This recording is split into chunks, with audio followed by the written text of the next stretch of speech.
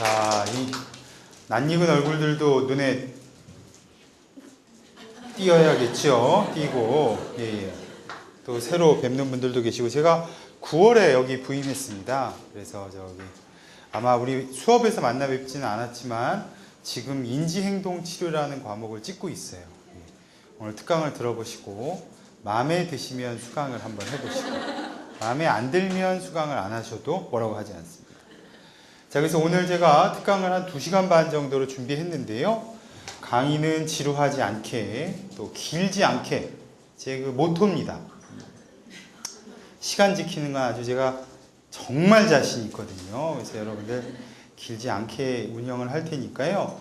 마음은 편안하게 가지시고 정신은 기민하게 하면서 2시간 반 정도 짧지도 길지도 않은 특강 긍정심리학적 관점에서의 자녀교육에 대해서 한번 특강을 진행해 보도록 하겠습니다. 다시 한번 박수 주세요.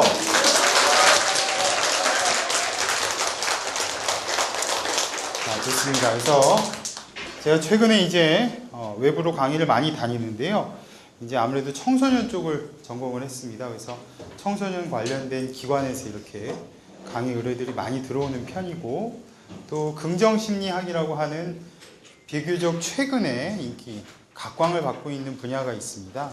오늘 아마 이 긍정심리학에 대한 기본적인 개괄적인 내용들을 많이 소개할 수 있는 시간이 될 것 같습니다. 그래서 제목을 긍정심리학적 관점에서의 자녀교육이라고 한번 준비해 봤습니다. 한번 들어가 보도록 하죠. 자, 뭐 여러분들 그 프린트물에는 없습니다만 이 그림 한번 볼까요? 제가 하나 준비해 봤는데요. 조금 흐릿하게 보이긴 합니다만 비교적 잘 보이죠? 뭐가 보이나요, 혹시? 사람 보이죠? 사람 보일 줄 알았어요. 돌고래 보이는 사람 누구예요?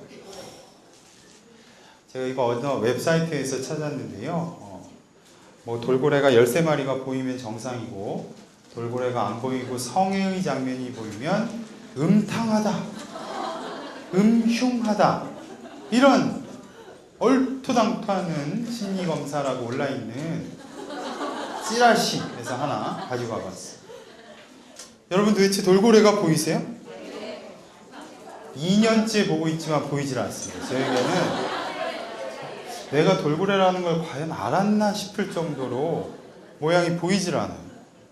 대신 제가 좋아하는 그림들이 자꾸 이렇게 눈에 들어와서 다른 걸 볼 수가 없죠. 제가 오늘 이 그림을 처음 이렇게 준비한 이유는 다른 목적은 없습니다. 여러분들을 뭐 이렇게 놀래키거나 뭐 그러려는 목적은 아니에요, 절대. 심리학에 대한 오해라는 측면을 말씀드리고 싶은 거죠. 어디 가서 이제 심리학을 전공했다 이런 이야기를 하면 손금 좀 봐라, 관상 좀 봐라, 뭐 이런 얘기를 너무 많이 들었어요. 군대에 가서도 너 한번 손금 봐라, 너 한번 관상 좀 봐라, 이런 이야기 너무 많이 들어서 심리학이 그런 분야는 아니죠.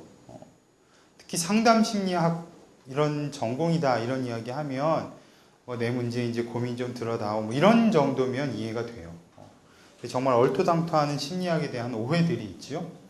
오늘 긍정심리학적 관점에서의 자녀교육, 뭐 이거 2시간 반 특강만 들으면 뭐 자녀와의 관계가 긍정적이 되고 이런 거는 오해입니다. 오해. 그렇죠, 여러분들. 특히 시중에 긍정이라는 단어가 너무 홍수처럼 이렇게 쓰이고 있는데요. 적절하게 사용되지 않고 있는 도서들, 강연들 이런 것들 많이 있습니다. 그래서 오늘은 그런 오해나 욕심, 비현실적인 기대는 조금 내려놓으시고 자녀 교육이 이런 측면도 있구나. 또 오늘 이 기회를 삼아서 내 자녀와 이런 부분을 한번 고민해보는 시간을 갖자. 이런 정도의 마음가짐이시면 충분할 것 같아요. 아시겠죠? 그래서 그런 오해를 덜어내고 시작해보도록 하죠. 자녀 교육 강의를 많이 나갑니다. 돈을 많이 번다는 얘기죠, 여러분. 그만큼 자녀에 대한 우리 한국 또 부모님들의 마음은 대단한 열정입니다. 그렇죠? 이게 뭐 한국만의 문제일까요? 그렇지 않습니다. 전 세계적으로 인류 보편적으로 자신의 자녀를 잘 키우고 싶은 욕구들, 이런 것들은 부모님이 가지고 있는 당연한 마음가짐이죠. 그렇죠? 또한 결혼을 안 하신, 너무나도 이제 여기 다 결혼 안 하신 것 같은데 제가 볼 때는 좀 계실 수도 있겠구나. 네, 쭉 보고 있지만 모두들 미혼으로 보여질 만큼 이제 젊은 분들인데, 결혼을 안 하셨더라도 또 훗날 가정을 꾸리게 되면 어떻게, 또 결혼을 안 했다 해도 청소년이나 자녀 등을 대상으로 한 상담 임상 장면에서 도움을 받기 위해서는 이런 내용들을 공부하는 게 필요하다라고 말씀을 전해드리고 보죠. 자녀교육 제가 한 6주 과정으로 보통 나갔는데요. 뭐 이런 식으로 많이 진행을 했었어요. 첫 번째 주에 자녀의 성격 강점, 또 자녀의 비전을 세우는 문제, 또 스트레스에 대처하는 방법, 또 소중한 시간 관리하기, 또 상생의 정신, 이런 내용들을 오늘 융합해서 제가 한 40분씩 강의를 3번 나누어서 할 계획이 있습니다. 그래서 충분히 쉬는 시간이 있으니까요. 쉬는 시간도 2번 정도 마련했으니까 편안한 마음으로 들으면 되겠어요. 이 내용들은 물론 제가 가공한 내용들도 있고, 주된 내용들은 서울대학교 리더십 향상 프로그램이라는 게 있습니다. 2009년도쯤부터 서울대학교 심리학과에서 이제 박사과정 8명, 유성진 교수님 아세요? 제가 유성진 교수님하고 아주 친해요.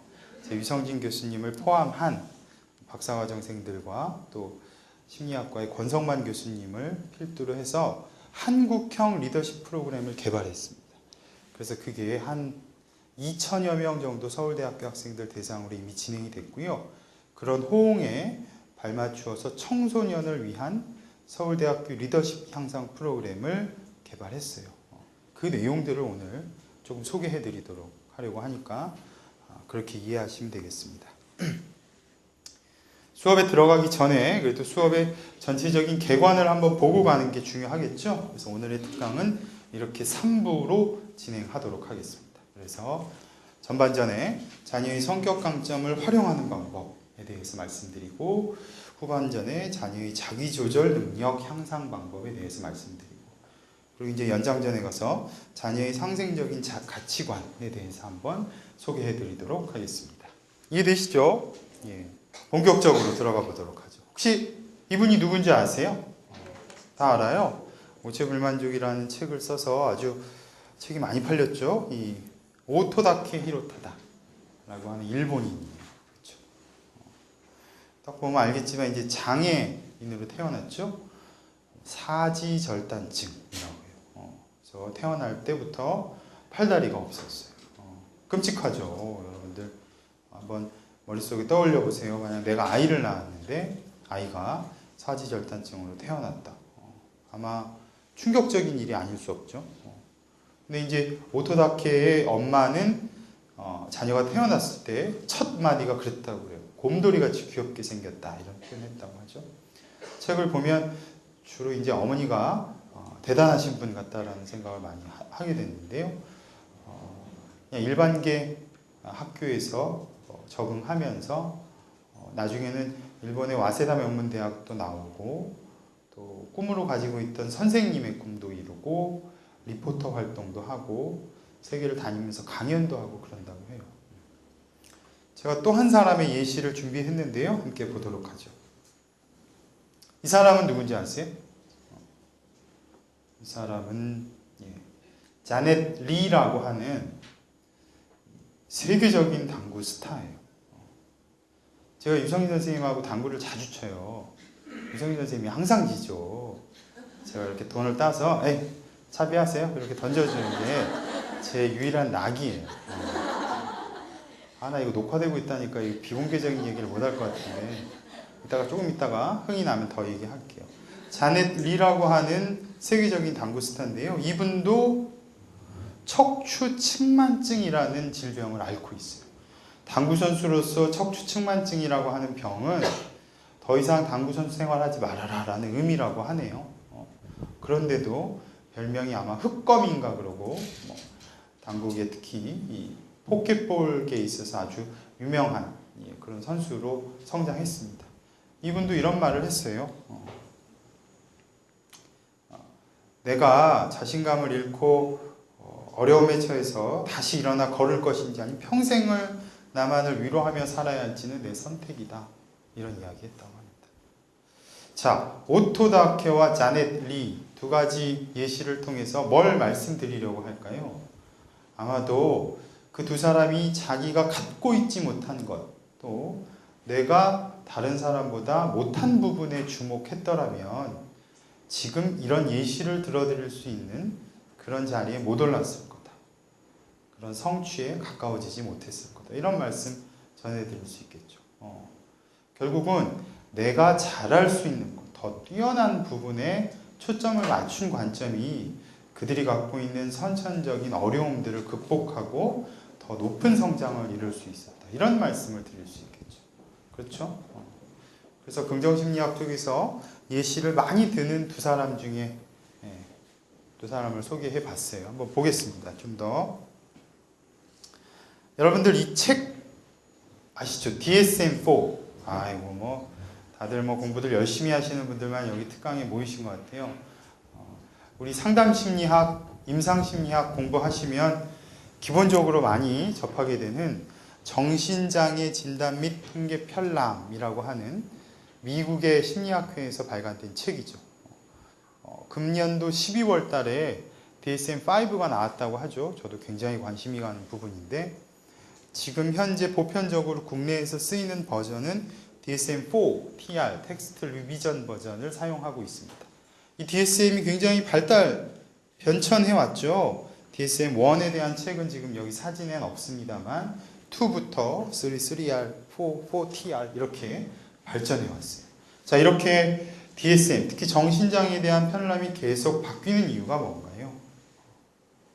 그렇죠. 사회가 변화하니까. 그래서 예전에는 동성애가 정신장애에 포함이 되어 있었습니다만 제외됐죠. 3에서. 그리고 우리나라 특유의 질병도 포함되어 있죠. 뭐가 있나요? 좀 아는 척 좀 하려고 했더니 다 알고 있어서 소개하지 않을게요. 화병이라고 HWA, PYU인지 이런 이름으로 해서 들어가 있습니다. 그렇죠? 문화의 변화, 사회의 변화에 따라서 버전이 계속 바뀌고 있어요. 특히 DSM-5에서는 게임 중독이 포함된다 이런 얘기가 공공연하게 나오고 있습니다. 자, 이 안에는 큰 17개 파트별로 약 350여 가지의 정신장애에 대한 진단 편람들이 소개되어 있어요. 자, 우리 상담심리학, 임상심리학을 공부하는 우리들에게 있어서 정신장애라고 하는 건 익숙한 명칭들이기도 하죠. 그런데 이 사이언스 다이렉트 또는 구글링 같은 검색 엔진에다가 심리학의 부정적인 단어로 검색했을 때 나오는 논문 편수는 행복, 안녕감 등등의 긍정적인 단어를 넣어서 서치했을 때에 비해서 17배 많은 논문 편수가 서치 결과물로 나온다고 해요. 그렇죠? 어떻게 보면 우리는 부정적인 인간의 그늘진 곳에 초점을 맞추어서 심리학이 발전되어 왔죠. 근데 최근부터 매우 급속도로 긍정심리학과 관련된 내용들이 심리학에서 아주 득세하고 있습니다. 서울대학교 박사과정도 3년 연속으로 긍정심리학 박사학위 논문이 나올 정도로 긍정심리학에 대한 관심이나 최근에 각광받는 추세가 매우 빠르다 이렇게 말씀드릴 수 있어요. 자, 그 영향력은 바로 머리 큰 사람들이 좋은 일들 많이 해요. 그렇죠? 유성희 선생님 보세요. 황성 보세요. 예. 김 보세요. 다들 작지 않아. 그렇죠? 저도 보세요. 어디 밀리지 않아요. 머리 큰 사람들이 좋은 일들 많이 하는데 1998년도에 마틴 셀리그만이라고 하는 심리학자가 긍정심리학을 개창했습니다. 이 사람은 임상심리학을 전공한 심리학자예요. 그리고 셀리그만의 연구들이 아직도 계속해서 많이 나오고 있죠. 아주 유명한 분입니다. 마틴 셀리그만이 긍정심리학이라는 것을 개창하고 나서 비난도 있습니다. 새로운 관점도 아닌데 그러면 지금까지 있는 심리학은 부정심리학이냐? 이런 비난을 듣고 있어요. 그렇지만 긍정심리학이 갖고 있는 가치, 기치 이런 것들이 이제 비로소 빛을 발하고 있다. 이런 말씀을 드릴 수가 있습니다. 이제 저만 떠드는 게 좀 지루하니까 이런 이렇게 간단한 자가진단 한번 해보도록 하겠습니다. 3가지 질문이 있죠? 잘 보이실 텐데요. 한번 봅시다. 내 일상생활에는 유쾌하고 재미있는 일들이 많다. 한번 내 4점 척도죠. 전혀 아니다를 0, 매우 그렇다를 3으로 해서 주관적으로 가장 가깝다라고 생각되는 숫자에 한번 동그라미 쳐보시기 바랍니다. 하실 수 있죠?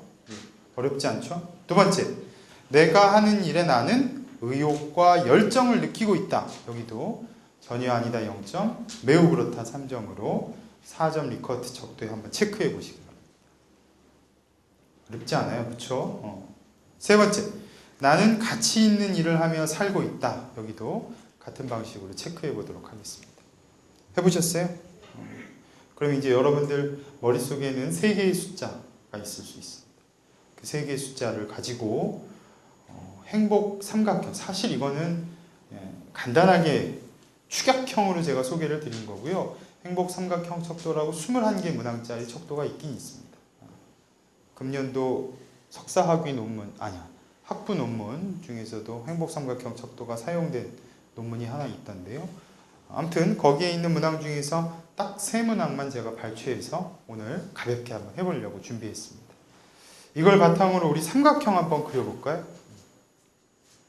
그래서 행복의 삼각형의 3 꼭지점은 즐거운 삶, 열정적인 삶, 의미 있는 삶으로 구성되어 있습니다.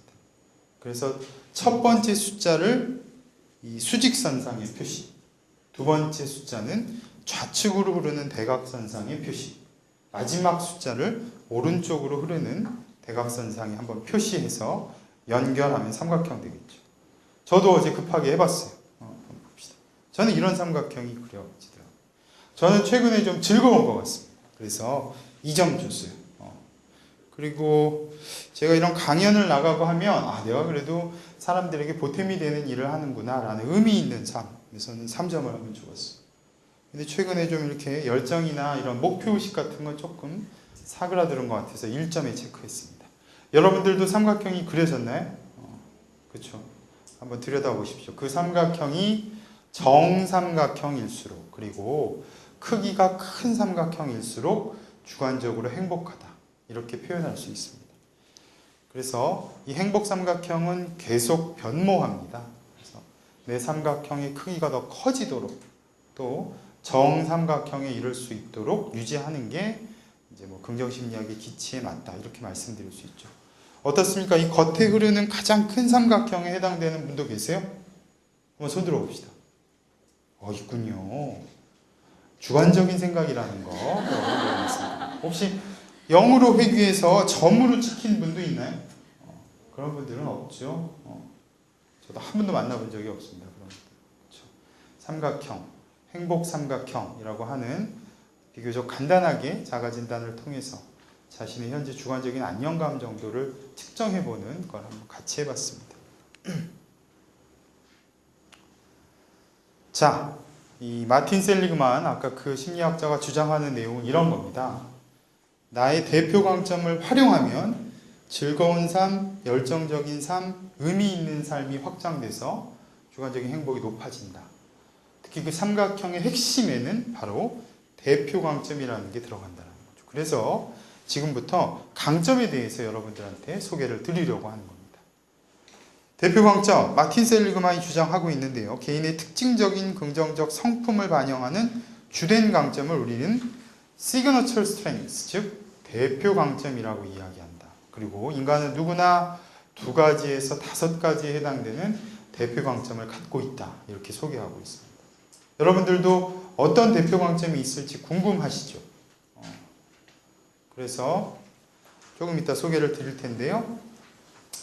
한번 최근의 정신건강 모델의 관점을 한번 짧게 그림으로 도식화했는데 한번 보겠습니다. 보시면 평균적인 적응 상태로 이끌어 올리는 것을 기존의 임상심리학의 몫이었다면 최근의 긍정심리학은 평균적인 적응 상태를 행복한 자기 실현 상태까지 끌어올리는 거죠.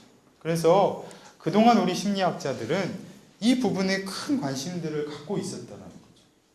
그래서 우울증이든 정신분열이든 정신장애에 해당되는 환자들, 내담자들을 평균적인 적응 상태로 올리려고 했어요. 그런데 최근에는 적응 상태를 넘어서는 자기 실현의 상태로까지 끌어올리려는 목표를 갖고 있다. 이게 바로 긍정심리학의 목표다. 이렇게 말씀드릴 수 있겠죠.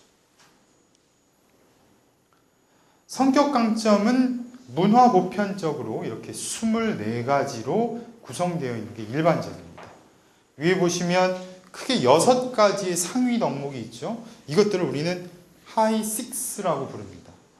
그리고 하이 6 아래에 3개에서 5개까지의 하위 강점이 포함돼서 전체적으로 총 24개의 성격 강점이 이루어져 있죠. 여러분들도 이 24개의 성격 강점 가운데 몇 가지가 자신의 대표 강점으로 될 수 있다라는 거죠. 이해되시겠어요? 이 얘기하면 저도 꼭 언급을 드리는 부분이 하나 있는데 한번 갑시다. 저는 결혼을 늦게 했어요. 아주 워낙 인기가 많아가지고 저를 도대체 보내주려고 하지 않아서 장가를 못 가다 36에 갔어요. 되게 늦게 갔죠. 굉장히 늦게 가서 갑작스럽게 종교를 만들었어요. 결혼을 막 하려고 하니까 천주교 집안에 이제 장가를 가려고 했더니 급하게 속성 과정으로 토요일 날마다 듣는 세례를 받기 위해서 6주 과정인가 그걸 아주 급하게 이수했어요. 그래서 이제 결혼을 하게 됐죠. 결혼 성당에서 하면 지루하죠. 가보셔서 알 거예요. 굉장히 지루해요. 성당에서 하지 마세요. 다른 사람들도 다 지루해하고 우리 신부님께서 집도 하시죠. 이렇게 오랫동안. 저도 이제 결혼해보신 분들이 몇 분 계시죠, 여기. 그쵸? 그분들은 아실 텐데, 정신없죠? 머리 아프죠? 준비할 게 너무 많고, 인사할 게 너무 많고, 실수할까봐 조심하느라고 하루가 어떻게 지나가는지도 몰라요. 근데 한참 결혼식이 진행되고 있는데, 신부님이 갑자기 신랑은 신부의 어떤 점이 좋아서 결혼을 선택했습니까? 정말 뜬금없는 질문이죠. 안 그래도 머리가 복잡해 죽겠는데, 그런 질문을 하니 제가 얼마나 당황했겠습니까? 그런데 모든 신랑 신부의 하객이 지켜보고 있는 자리인데 말실수하면 안 되죠. 제가 순간적으로 너무나 아름다워서 결혼을 선택했습니다. 제가 생각해도 제 응변 능력이 대단한 것 같습니다. 너무 잘했죠. 너무 잘했죠. 분위기 막 들끓어오르고 난리가 아니었었어요. 그러더니 이제 신부님이 신부에게 묻죠. 신부는 신랑의 어떤 점이 좋아서 결혼을 선택했습니까? 저는 막 기대하고 있었어요. 기대하고 막. 그랬더니 한다는 말이 제 와이프가 낙천적이어서 결혼을 선택했어요. 신혼여행 가서 대판 싸웠어요. 내가 무슨 배부른 돼지도 아니고 낙천적이 뭐야. 아름답다고 해줬는데 무슨 낙천적이야. 낙천적 얼어 죽을. 그러고 싸웠습니다. 머리에 있는 쪽빈인가요? 그거 빼주다가 대판 싸워서 뽑아주지도 않고 그리고 잠드는 그런 기억이 있습니다. 제가 심리학을 공부하다 보니까 이런 낙관성, 저기 오른쪽에 보이시죠? 이 얼마나 중요한 강점인가 이런 것들을 느끼게 됐죠. 최근에 각광을 받는 개념 중에 하나가 리질리언스라는 개념이 있습니다. 그래서 이와 관련된 연구들이 많이 나오고 있어요. 심리적 탄력성. 여기 앉아 계신 우리 모든 수강생 여러분들이 인생을 살면서 어려웠던 시기들이 누구나 있죠. 없는 사람이 있습니까? 없죠. 힘들었던 시기에 자기가 가지고 있는 보통 평균의 능력 수치로 끌어올리는 데 걸리는 시간이 짧을수록 탄력성이 높다라고 이야기하죠. 용수철 알죠? 용수철 이렇게 잡아당겼다 놓으면 제자리로 돌아가죠. 그만큼 살면서 위기의 순간, 어려웠던 순간에 회복하는 능력을 탄력성이라고 하죠. 그 탄력성이 이 낙관성과 관련된다라고 하는 연구들이 많이 있습니다. 그처럼 24가지 성격 강점을 소개하려면 한 학기 강의 정도 해야 가능하겠다라고 말씀드릴 수 있죠. 자, 여러분들은 어떤 강점들이 있을지 머릿속에 떠오르기도 하고 궁금하기도 하고 잘 감이 안 오는 부분도 있고 그렇습니다. 그래서 성격 강점 검사라는 게 있어요. 2010년도에 성인용이 개발되었죠. 거기는 이제 유성진 선생님이 포함되어 있고, 저는 이제 청소년용이라고 해서 2012년도에 개발된 청소년용에 여기 이름이 들어가 있죠. 뭐 그렇다고 해서 제가 뭐 돈을 많이 벌고 그렇진 않아요. 이게 뭐 영리적으로 그러는 건 아니고, 학지사 심리검사연구소 여기 가서 온라인으로 검사를 받아보면 자신의 성격 강점 또는 자녀의 성격 강점을 확인해 볼 수 있는 그래서 온라인상의 검사들이 많이 있다. 개인적으로 궁금하시면 저한테 연락하시면 제가 무료로 뭐 할 수도 있겠죠. 분위기 봐서 하도록 하죠. 자, 이제 성격 강점 검사를 활용해서 비전을 설정하는 방법에 대해서 소개해 드리도록 하겠습니다. 성격 강점 검사를 하면 5가지의 대표 강점이 소개됩니다. 창의성, 호기심, 친절성, 낙관성, 유머감각 뭐 이런 식으로 가장 높게 나타나는 성격 강점이 나타난다는 거죠. 그게 바로 이 캐릭터 스트렝스 테스트라고 하는 CST에 나오는 거죠. 스트롱이라는 심리 검사를 알고 계시나요? 아마 알고 계시다고 들었는데, 이 직업 흥미 유형 검사라는 거 있습니다. 그래서 리아섹이라고 하죠. RIASEC가 돼 6가지로 해당되는 육각형 그려지는 심리 검사 알죠? 청소년들에게 많이 사용하죠. 그 스트롱 검사와 CST 검사를 함께 고려해서 청소년들의 또는 뭐 청장년들의 비전을 찾아주는 프로그램들이 있습니다. 그것들을 잠깐 소개해 보도록 하죠. 이런 식으로 자신의 비전을 찾아주게 되는데요. 예전에 제가 이제 심리학과에 유성희 선생님하고 같이 있었을 때 정선군 수께서 오셨어요. 정선군이면 저기 강원도 정선군에 군수님이 오셔서 굉장히 이렇게 막 차로 막 이렇게 오시고 모셔오셔서 아무튼 높은 분이 오셨어요. 그분이 하시는 말씀이 정선군 내에 있는 우리 청소년들을 대상으로 해서 2박 3일 서울대학교와 협약해서 한번 프로그램 좀 해주셨으면 좋겠다. 그래서 유성희 선생님이 거절하셨어요. 귀찮죠. 귀찮아서 거절하신 거죠. 다른 이유가 있나요? 청소년들을 관리하기가 쉽나요? 그렇죠. 그리고 또 재워주기도 하는데 사고라도 나면 큰일 나죠. 그래서 거절했습니다. 그랬더니 이제 알았다고 하시면서 하시는 말씀이, 최근에 정선군 내에 있는 청소년들 공부 좀 한다는 애들 모아놓고 꿈이 뭐냐라고 물어보면 카지노장의 주차요원이 하고 싶다라는 게 매우 높은 확률이라고요. 자, 어떻습니까, 여러분?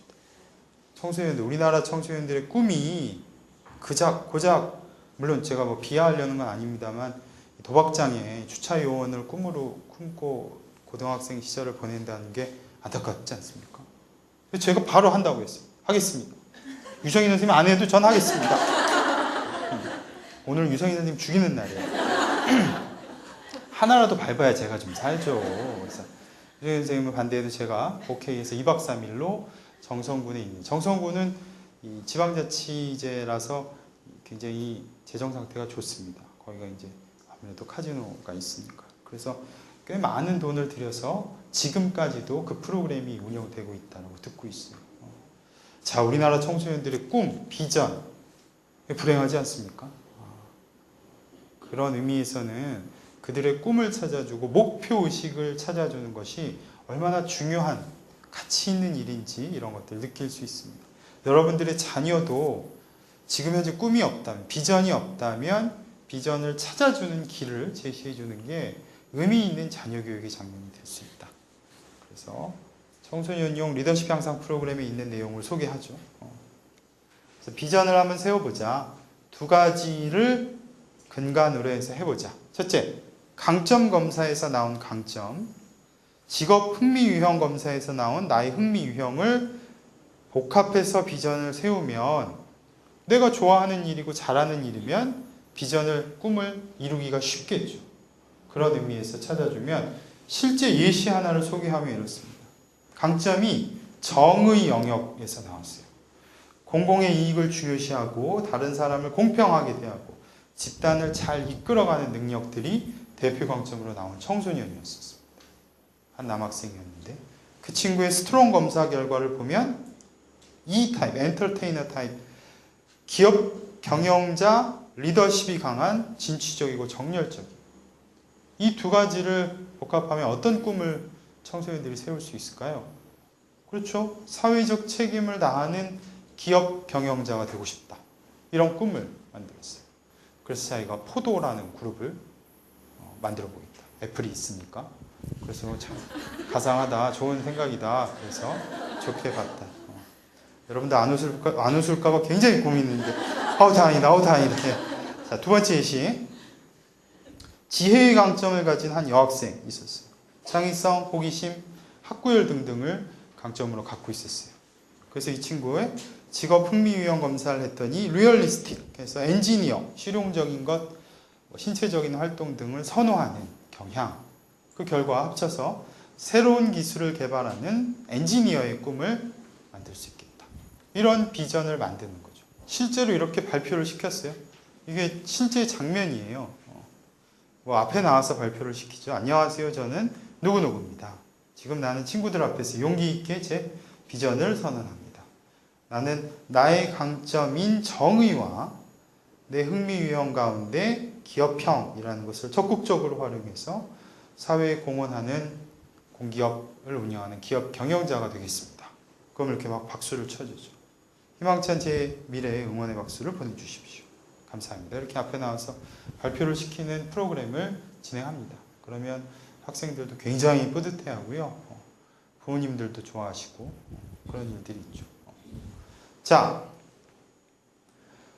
몇 가지 책략들을 더 소개하고 잠깐 쉬는 시간 갖도록 하겠습니다. 봅시다. BPS라고 하는 기법이 있습니다. Best Possible Self라고 하는 건데요. 내가 20년 후에, 30년 후에 가장 잘 되었을 때의 나의 모습을 머릿속에 그리게 합니다.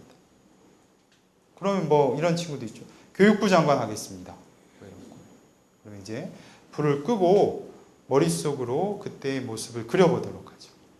그리고 나서 백워드로 되돌아옵니다. 그래서 그러면 한 20년 뒤에는 네가 교육부 장관이 되기 위해서 무슨 일을 하고 있을까? 아마 뭐 유명한 대학의 교수를 하고 있겠죠. 네, 머릿속으로 그려보고. 그러면 한 10년 뒤에는 무슨 일을 하고 있어야 될까? 대학 교수가 되기 전이면 뭐 어느 석사과정이든 박사과정이든 대학원에 진학했겠죠. 그럼 5년 전에는 무슨 일을 하고 있어야 될까? 5년 후에는. 그러면 저는 뭐 대학에 진학하기 위해서 열심히 공부하고 있을 것 같습니다. 그럼 당장 다음 주에는 무슨 일을 하고 있어야겠니? 그래도 제가 원하는 학과에 입학하려면 공부하고 있어야겠네요.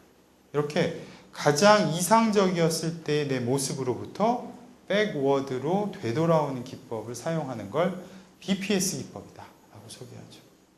또 최근에는 역할 모델을 찾아주도록 도와줍니다. 그래서 여러 가지 자기의 꿈과 관련된 위인전들을 읽어보도록 돕는 거죠. 그래서 내가 삼고 싶은 역할 모델을 찾고 그 사람의 생애를 되돌아보면서 내가 닮아가고 싶어하는 모습들을 찾는 거죠. 더 나아가서는 역할 모델의 잘못된 점까지 발견해서 나는 조금 더 업그레이드 해보겠다라는 생각을 가지면 가장 이상적인 방법이 되겠죠. 그 외에도 이건 좀 행동주의적인 기법일 텐데요. 비전 명패 같은 걸 만들도록 합니다.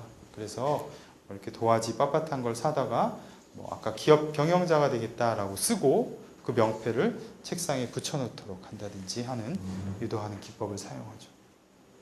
실제로 청소년을 위한 서울대 리더십 향상 프로그램에서도 이 프로그램을 사용하고 이를 통해서 학부모님들 또는 참여했던 학생들의 만족도가 가장 높았던 부분이라고 말씀드릴 수 있죠. 자, 긍정심리학의 안에는 목표 이론이라는 게 있습니다. 그래서 내가 가진 꿈, 비전에 가까워질수록 행복해진다. 그게 꼭 그 꿈을 이루어야 행복해진다는 것이 아니라 자기의 목표에 점진감을 느낄 때 행복해진다 라고 하는 목표 이론, 고울 띠오리가 있습니다. 그렇죠. 그래서 여러분들도 자녀 교육 또는 청소년 또는 아동 상담을 할 때 그들의 비전, 꿈을 찾아주도록 하는 방법들을 연구해 보시면 아마 좋은 접근법이 될 수 있다라고 소개해 드릴 수 있겠습니다. 자, 성격 강점에 대해서 말씀드렸죠. 성격 강점과 관련된 피터 드러커라고 하는 기업 경영자가 있습니다. 이 경영학자가 그 옛날에 했던 말이에요. 사람은 약점을 통해서 성장할 수 없다. 더 좋은 결과를 얻기 위해서는 모든 강점을 이용해야 하고 이게 기회다라고 이야기하죠. 성격 강점 여러분들도 좀 관심을 기울이시고 상담 장면에서 활용할 수 있도록 한번 알아보시고 또는 내 자녀 교육을 위해서 어떤 부분이 필요한지를 조금 캐치하실 수 있으면 좋겠습니다. 자, 분위기를 몰아서 중반부 내용을 함께 살펴보도록 하겠습니다. 자, 우리 이런 거 한번 해볼까요? 부모 교육, 자녀 교육 강의 나가면 이런 거 한번 해봅니다. 최근 2개월간 내 자녀의 스트레스 요인 2가지와 나 자신의 스트레스 요인 2가지를 적어보도록 하겠습니다. 자녀가 없는 분들은 자기 스트레스 요인 정도만 한번 적어보도록 하죠. 최근 지난 2주를 초점으로 해서 가장 크게 받고 있는 스트레스 어떤 것들이 2가지 있나, 또 우리 애기, 우리 자녀는 어떤 스트레스를 갖고 살아가는지 혹시 알고 계신가요?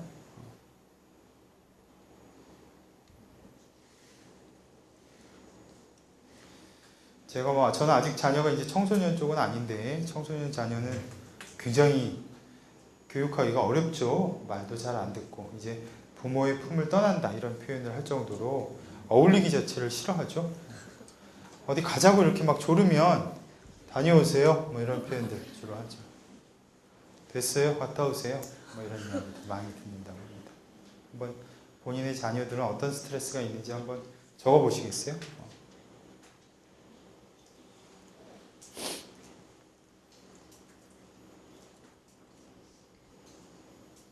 다 적어보셨나요?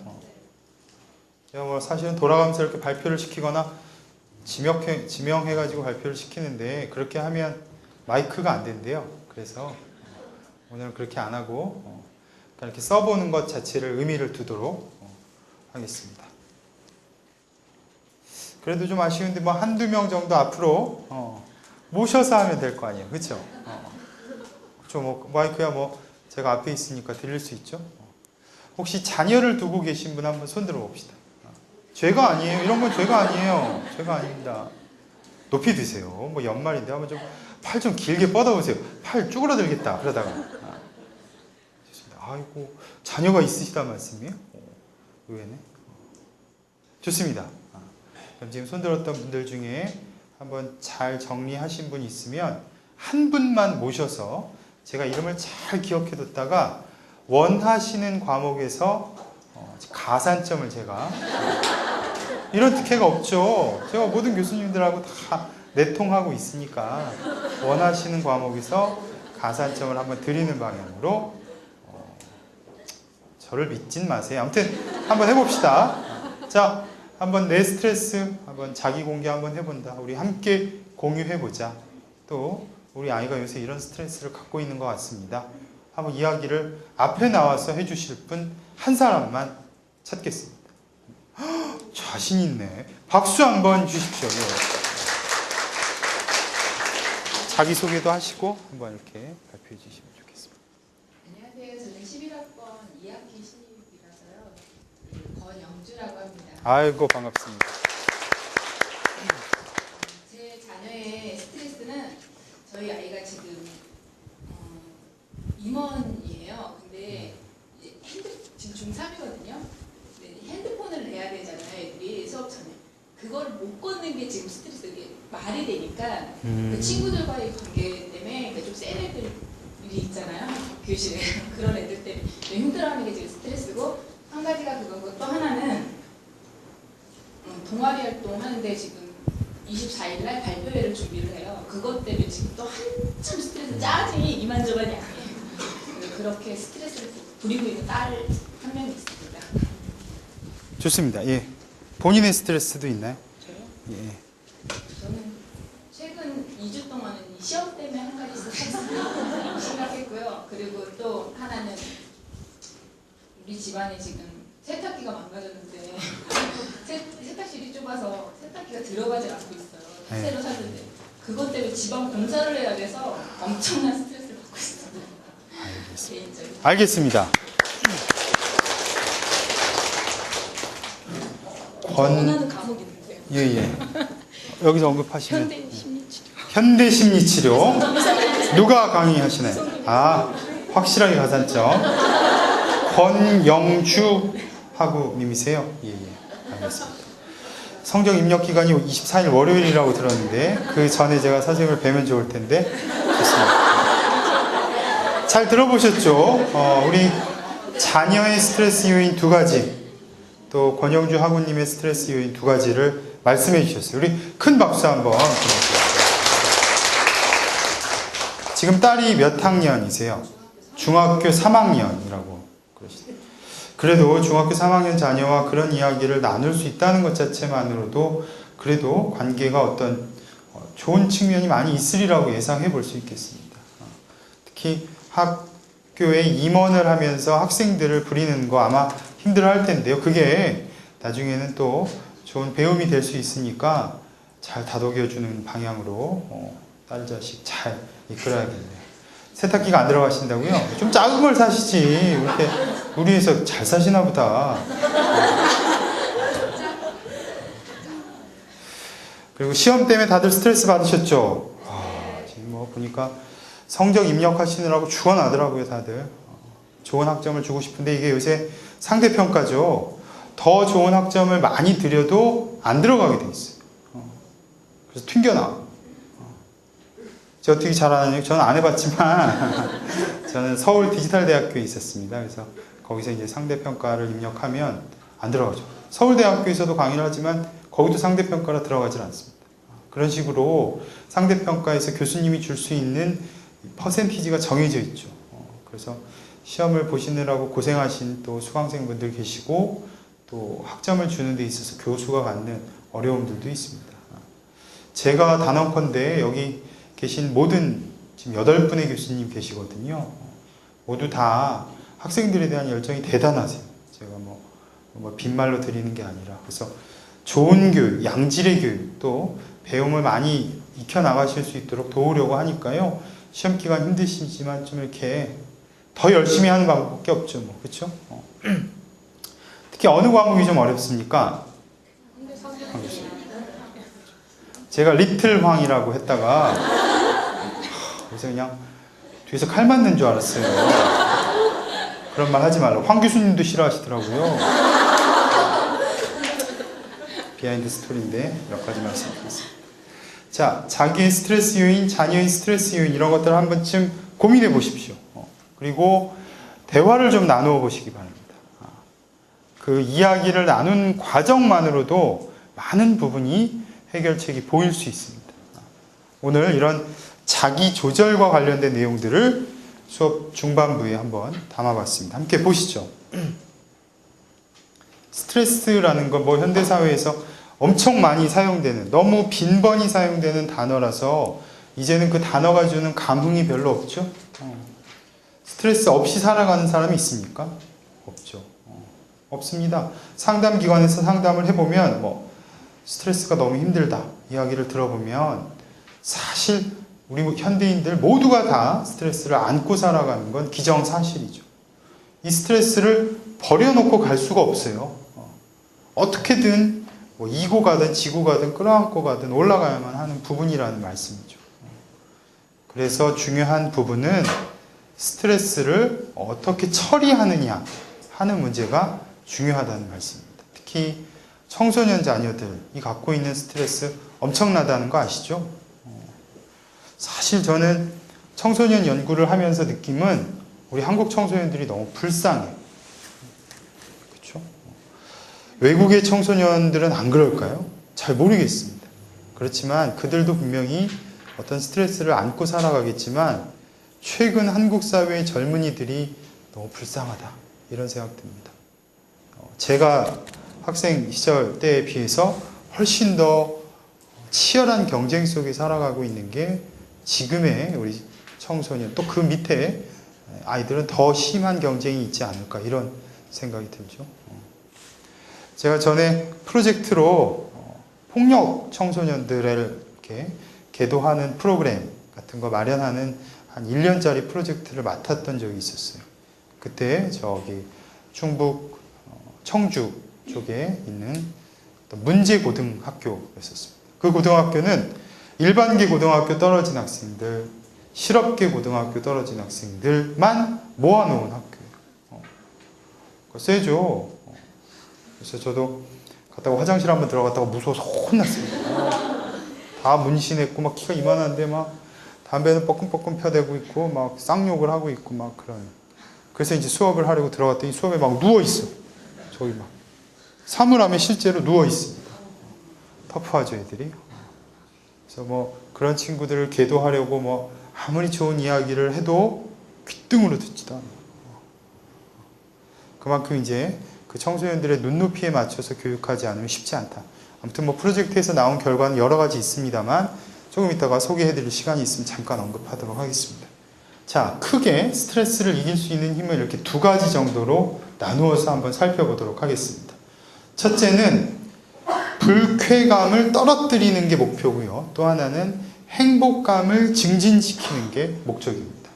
따라서 불쾌감 감소는 인지적 재구성이라고 하는 관점을 바꾸는 관점, 또 하나는 긍정에 집중하는 방법으로 행복감을 증진하는 방법으로 스트레스를 처리하는, 자기 조절할 수 있는 능력을 키워주는 방법을 긍정심리학적인 프로그램들에서 다루고 있습니다. 자, 여러분들 이 그림 익숙하시죠? 지각심리학 같은 거 공부할 때 많이 나오는 그림입니다. 혹시 여기서 뭐가 보이시나요? 뭐 이렇게 보면 소녀, 겨울철에 이렇게 코트를 입고 걸어가는 소녀, 이렇게 보면 한 노인의 얼굴이라고 볼 수도 있겠죠. 여기는 이제 사람, 두 사람, 남자 같은데요. 너무 가깝죠? 그런 그림이 보이고, 어떻게 보면 컵이 보이는, 또 노인이 보이기도 하고 젊은 여성이 보이기도 하고, 지켜보는 관점에 따라 달리 보일 수 있다라는 대표적인 예시로 다루는 지각심리학에서 많이 사용하는 그림 자극들입니다. 그렇죠? 관점을 어떻게 보느냐에 따라 달리 봅니다. 또 다른 그림들도 있어요. 그거 들어가기 전에 하나 설명하죠. 스트레스 상황의 중요성이나 그 의미를 재해석함으로써 불쾌감을 감소시키고 그 상황 속에 내포되어 있는 긍정적 의미를 찾아내는, 이것을 바로 인지적 재구성이라고 말할 수 있죠. 이런 식으로 자녀들의 스트레스를, 불쾌감을 감소시키는 방법들이 있다라고 소개해 드리겠습니다. 그림을 또 몇 가지 더 보여드릴게요. 이 그림도 보세요. 이렇게 악마가 줄지어서 있는 모습으로 보이기도 하고, 천사가 반대로 또 날개를 맞대고 있는 그림으로 보이기도 하죠. 뭐 이것도 새가 이쪽으로 날아가는 모습으로도 보이고, 또 깜정새가 이렇게 이쪽으로, 왼쪽으로 날아가는 모습으로 비춰지기도 하죠. 이게 이제 인지심리학적인 관점이죠. 인지심리학은 이제 행동심리학에 대한 반발로 나타났죠. 뭐 역사를 설명하면 한이 없습니다만, 사실 19세기, 18세기부터 정신분석적 관점이 득세를 했죠. 굉장히 화려한 이론이고, 여러 가지 개념들이 함께 소개되고 있는 정신분석적 관점. 그러나 그 추상적 개념들, 또 그 모호한 해석에 대해서 비판의 목소리들이 일죠. 그래서 행동심리학이 정신분석을 비판하면서 과학적으로 엄밀히 증명할 수 있는 것만을 과학으로 본다 라고 하면서 자극반응 이론, 그래서 SR 이론이라는 게 나오죠. 거기에 이제 반발한 측면이 인지심리학. 어떻게 사람이 똑같은 자극을 준다고 똑같은 반응을 할 거라는 생각을 하느냐. 뭘 지각하다. 그런 얘기하죠. 그렇죠? 예를 들어서 뭐 제가 여기 계신 두 분한테 호되게 소리를 치고 화를 냈어요. 어떤 분은 집에 가서 울고 막 한양 사이버 그만둘 거야 뭐 이런 얘기를 하시겠고, 어떤 분은 재밌네, 그거 귀엽네, 이렇게 받아들인 사람이 있죠. 인지심리학, S와 R 사이에 O가 있다라는 거죠. 개체. 그래서 인간을 하나의 과학자로 보는 거죠. 주어진 동일한 상황에 대해서 해석을 어떻게 하느냐 하는 것은 인간의 해석이 다르기 때문이라는 거죠. 그게 바로 관점에 따라 다르게 보인다는 거죠. 뭐 예시로 많이 이런 거 들죠. 남편이 꽃을 사가지고 왔어요. 좋죠. 좋은 일이죠. 당연히 좋아해야 할 일 아닌가요? 남편이 날 사랑하는구나. 껴안아줘. 고마워.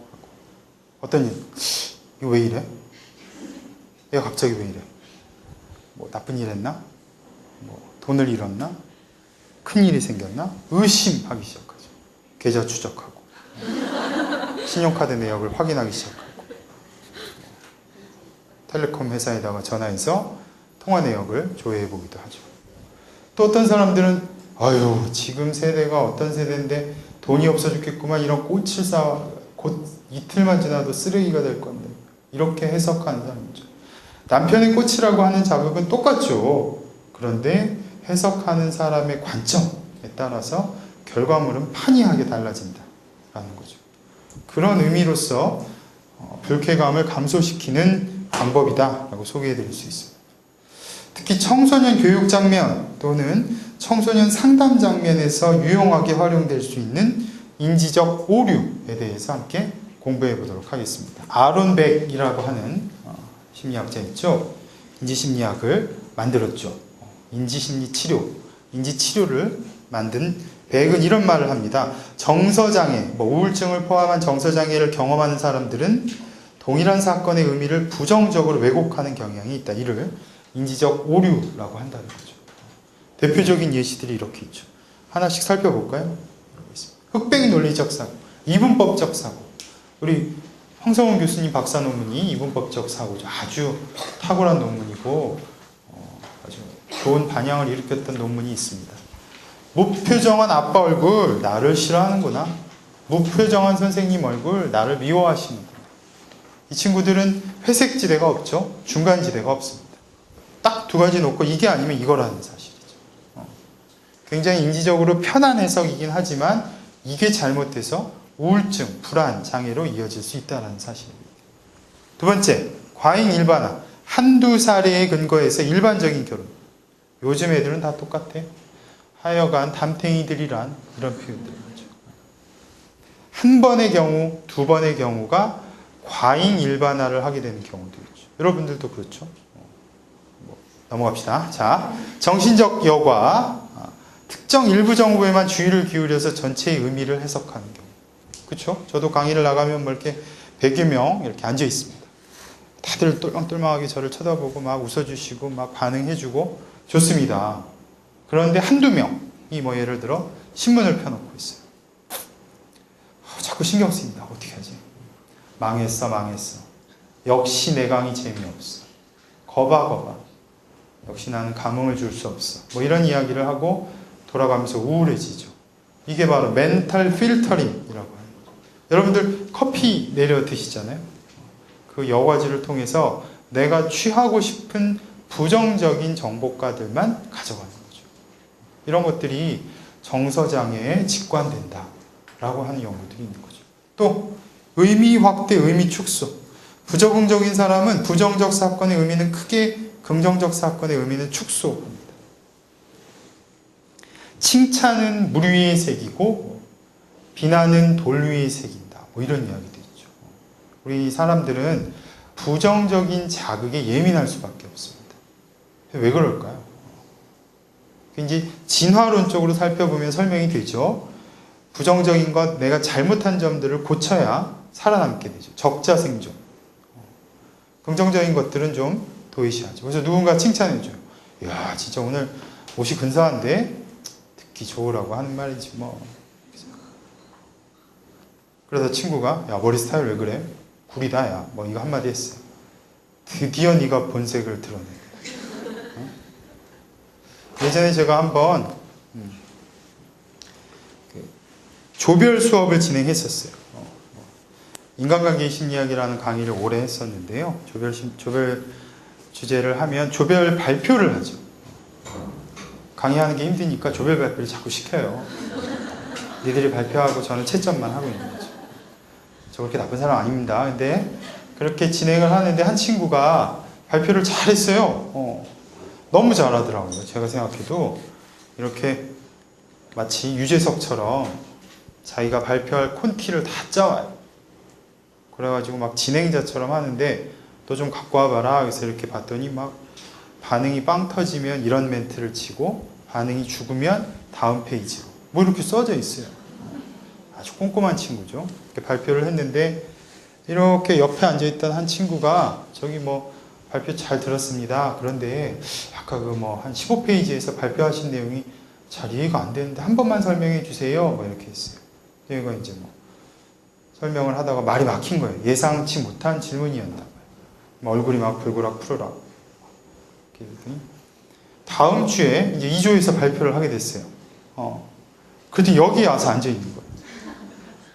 그리고 펜을 들고 있고.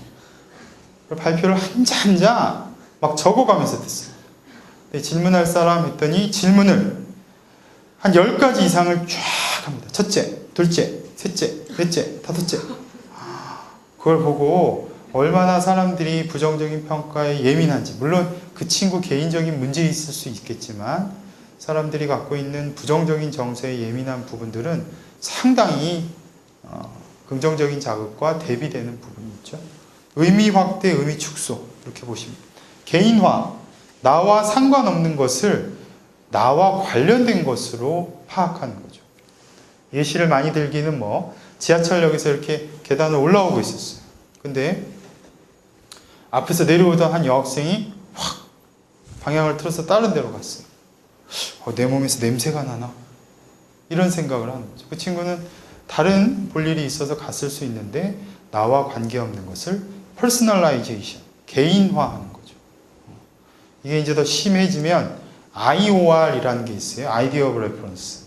참조적 사고. 그래서 뭐 신의 계시가 있다. 내 귀에 도청장치가 있다.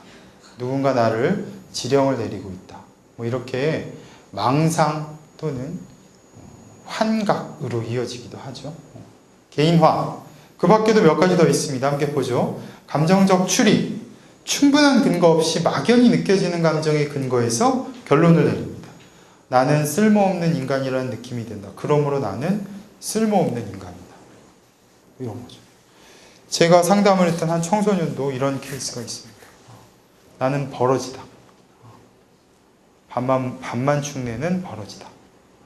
공부도 잘하고 성격도 굉장히 활발한 편의 학생이었는데 자기가 쓸모없다, 버러지다, 식충이다 이런 것들에 딱 덫에 걸려서 아주 심각한 우울장애로 이어지는 내담자를 본 경우가 있습니다. 또 잘못된 명명 비슷하죠. 과장되거나 부적절한 명칭.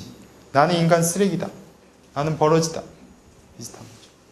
그래서 이 레이블링이라고 하는 걸 조심해서 해야 되는 거죠. 특히 상담 심리학을 공부하시는 우리 여러분들께서는 함부로 장애명을 레이블링하는 것은 매우 잘못된 또는 매우 부정적인 영향으로 이끌어질 수 있죠. 그렇죠? 자, 여기 계신 분들이 모두 우리 상담 심리학과 분들이시죠? 저도 여러분들의 정체를 좀 파악하고 싶어서 뭐 1학년인 분들도 계세요? 1학년 분들도 한 10분 계신 것 같고 2학년도 계세요? 좋습니다. 한 10분. 3학년 3학년 좀 많으시네요. 4학년도 계세요? 그 외에도 혹시 계신가요? 누구세요? 네. 아, 그렇군요. 또 아까 또 그러세요? 아, 또 계세요? 아까 손 누가 드신 것 같은데? 가려워서 드셨나? 요번에 제 특강 하면서 지난주인가 결정을 한 건데 이제 원서를 내고 이제 뭐 앞두고 계신 분들도 참여해도 좋다. 그럼 이제 뭐 강의실이 터져나갈 것 같아서 앉아서 들어야 되는 상황이 생길 거다 그랬는데 2분 앉으셨네요. 그래도 얼마나 반갑습니까? 오죽하면 다른 교수님들이 요번 입시의 성패는 너에게 달려있다.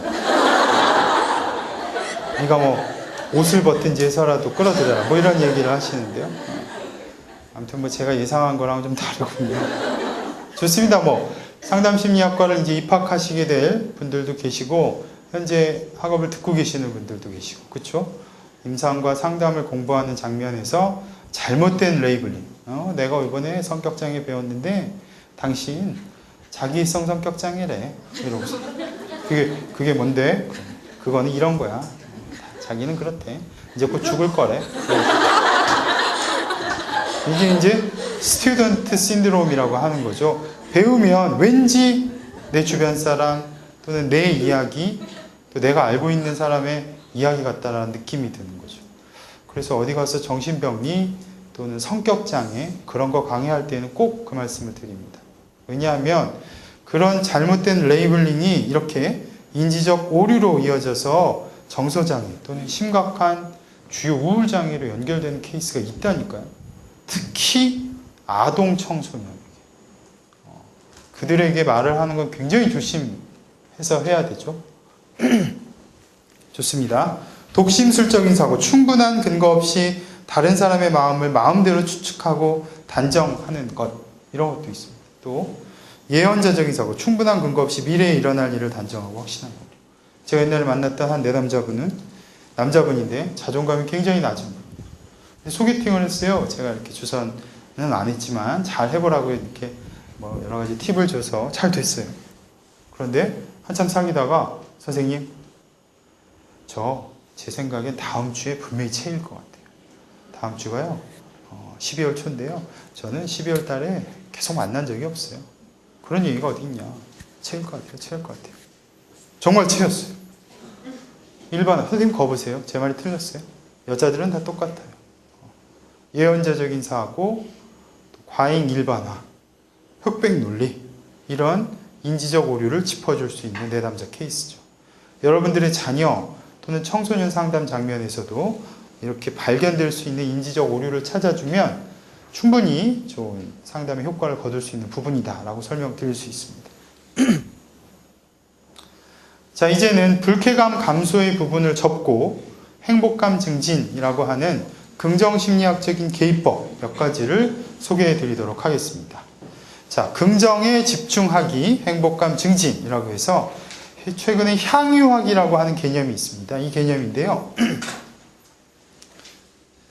향유라는 단어는 영어 단어로 savor, S-A-V-O-R인데요. savor라는 뜻은 맛보다, 음미하다, 이런 의미입니다. 긍정적인 경험을 자각해서 충분히 느낌으로써 행복감이 증폭되고 의도적으로 지속하려고 하는 노력을 savoring, 향유하기, 음미하기, 이렇게 표현합니다. 최근 긍정심리학에서 브라이언트, 베로프 등등의 학자들이 많이 주장하는 방법에 따라 소개되고 있는 향유하기 기법을 청소년 프로그램, 청소년 상담에서 활용하기도 하죠. 우리 부정적인 정서 자극에 예민하다고 했죠. 이런 거 예시로 많이 듭니다. 아침에 학교에 수업을 들으러 가는 학생이 있어요. 오프라인 대학. 셔틀을 타려고 막 기다리고 있습니다. 셔틀 줄이 막 늘어서 있어요. 근데 어떤 학생이 막 갑자기 와서 새치기를 해서는 딱 타버렸어요. 내가 딱 타야 될 앞자리에서. 그래서 셔틀버스를 놓치고 다음 셔틀을 타고 수업에 지각을 했어요. 그때 들어갔더니 수업에서 출석을 부른 거예요. 교수님이 한 학기에 딱 한 번 부르는 출석을 그날 불렀어요. 그 친구는 이제 잠자리에 누우면 계속 같은 생각이 들죠. 그 녀석 때문에 내가 지각을 했고 나는 또 학점을 잘 못 받을 거고 그렇게 되면 장학금을 못 받을 거고 그렇게 되면 한 학기 또 연기될 거고 부모님한테 죄송하고 취직도 안 될 거고 이게 이제 반추학이라고 하는 거죠. 소가 여물을 씹을 때 되새김질을 하죠.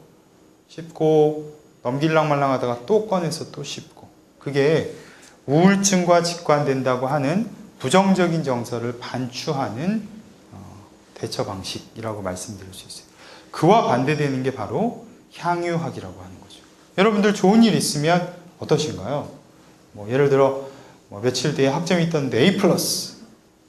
에이, 그 교수 A 폭격기라던데 당연하지 이렇게 치부해버리고 넘어가는 경우 없습니까?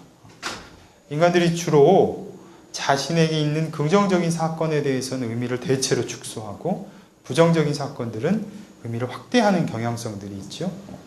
이걸 바꿔서 자신의 긍정적인 사건이나 자극들을 의식적으로 지속하고 증폭시키려고 노력하는 것이 바로 향유하기의 목적이다.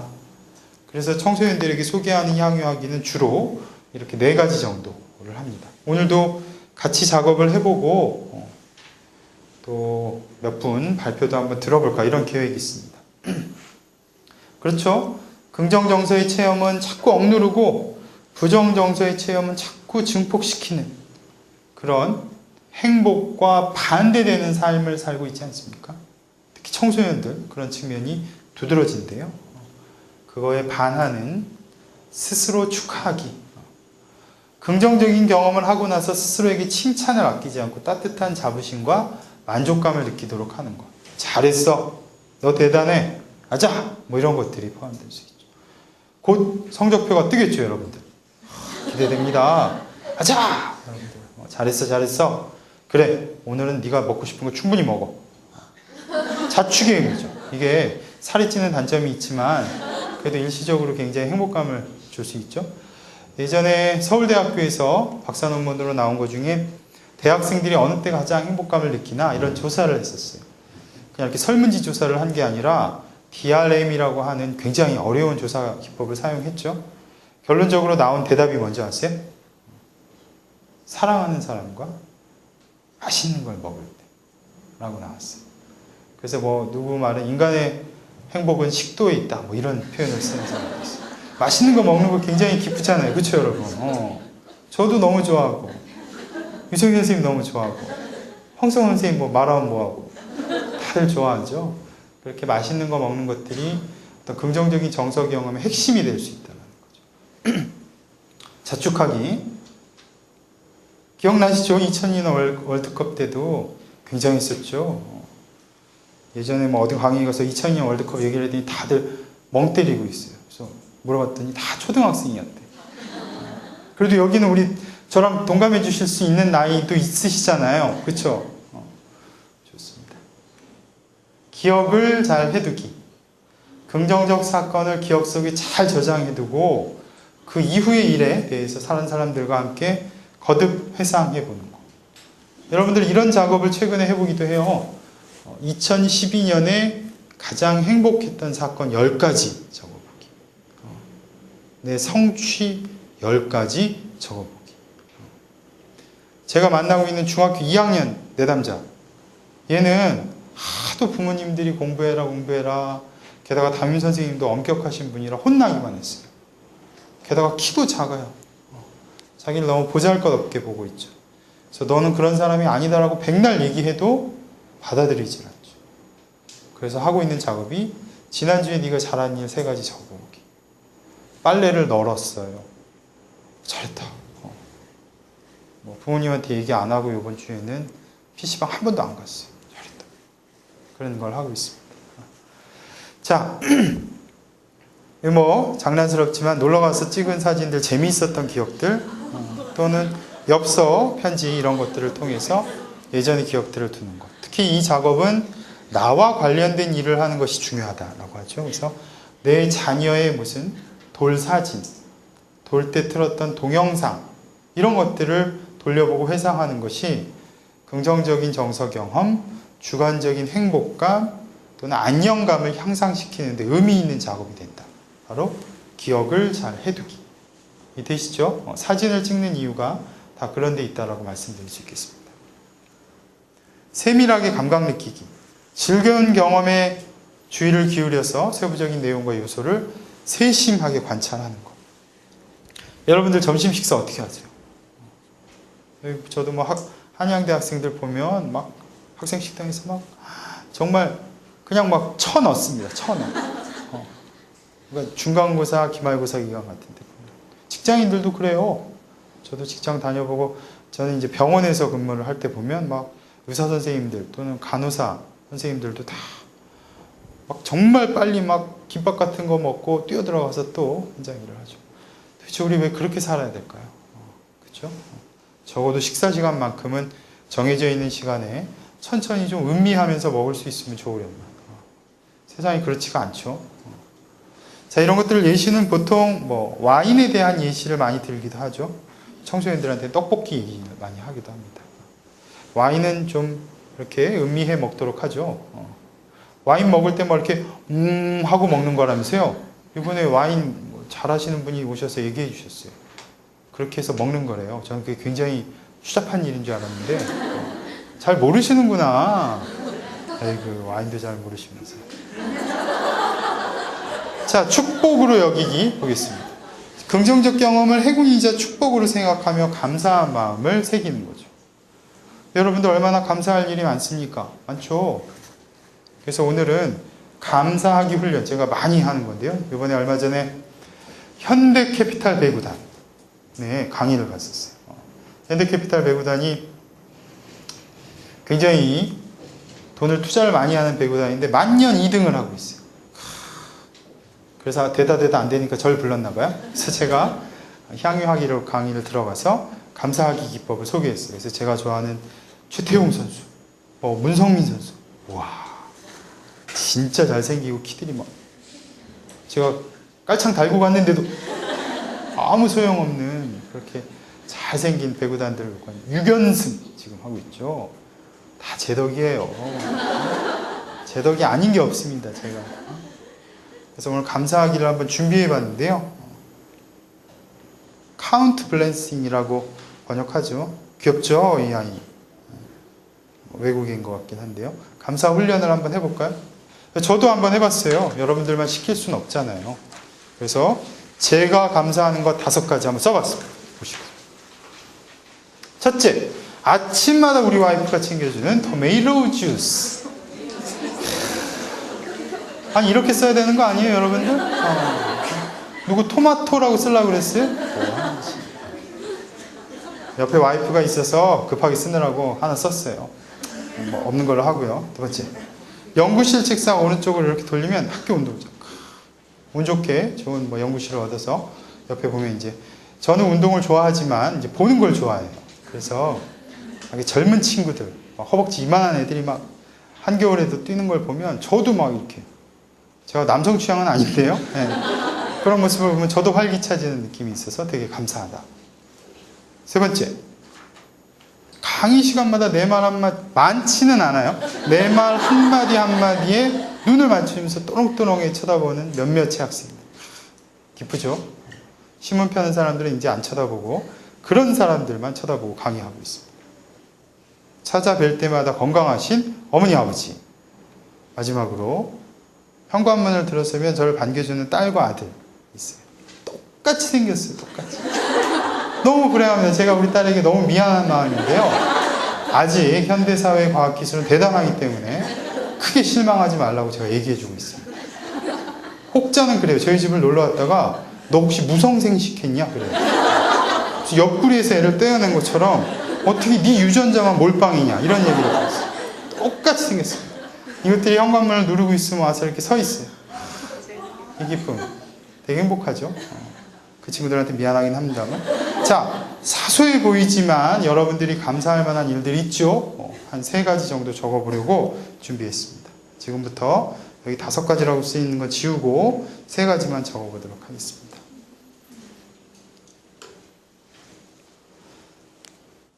자, 자기소개도 한번 하고 말씀해 주세요. 안녕하세요.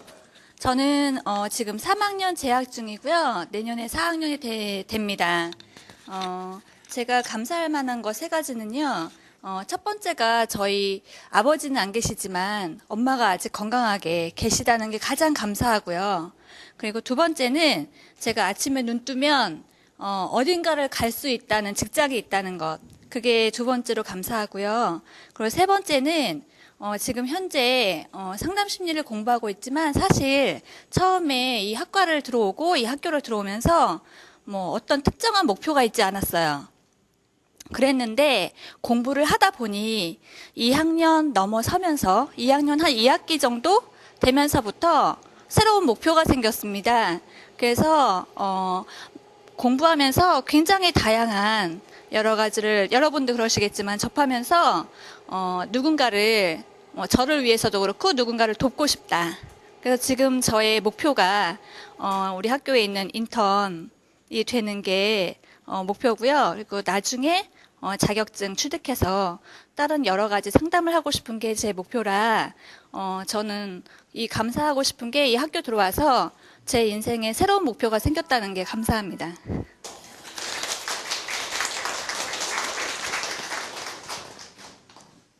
아유, 좋습니다. 큰 박수 한번 드릴까요? 그렇죠. 직장에 있다는 것도 굉장히 행복하고 감사한 일이고, 하고 싶은 공부, 또 그 공부가 다른 사람을 돕는다. 이거 진짜 우리 상담심리학과만 가질 수 있는 특권입니다. 그렇죠? 어디 가서도 이런 이야기 제가 늘 반복해서 말씀드리는데요.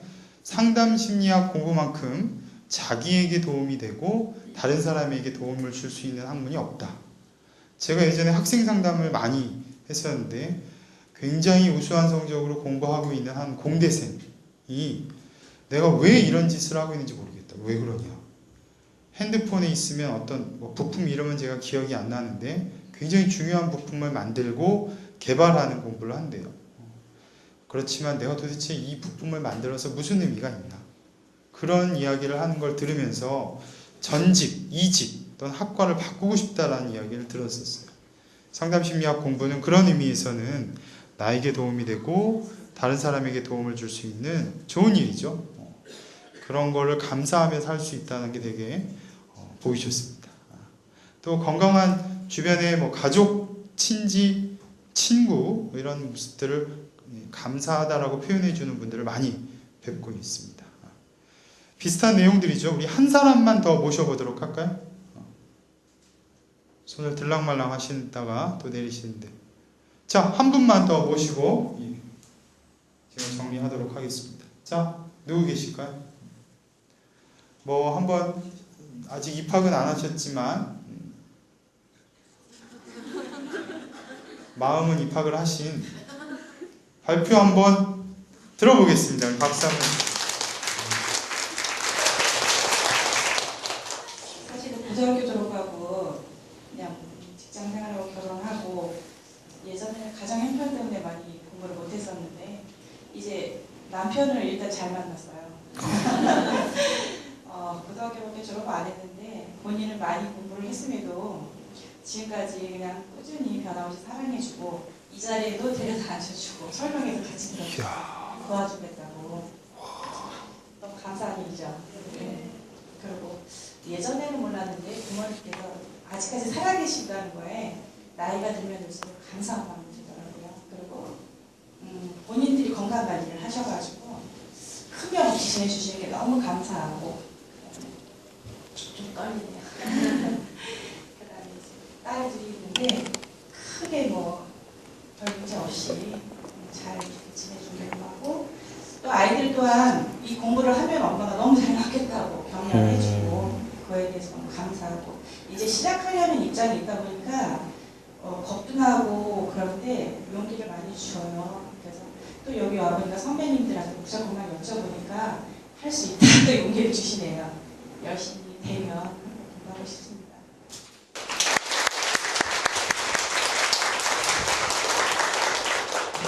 말씀도 너무 잘하시죠? 차분하게. 떨리죠, 조금. 그쵸?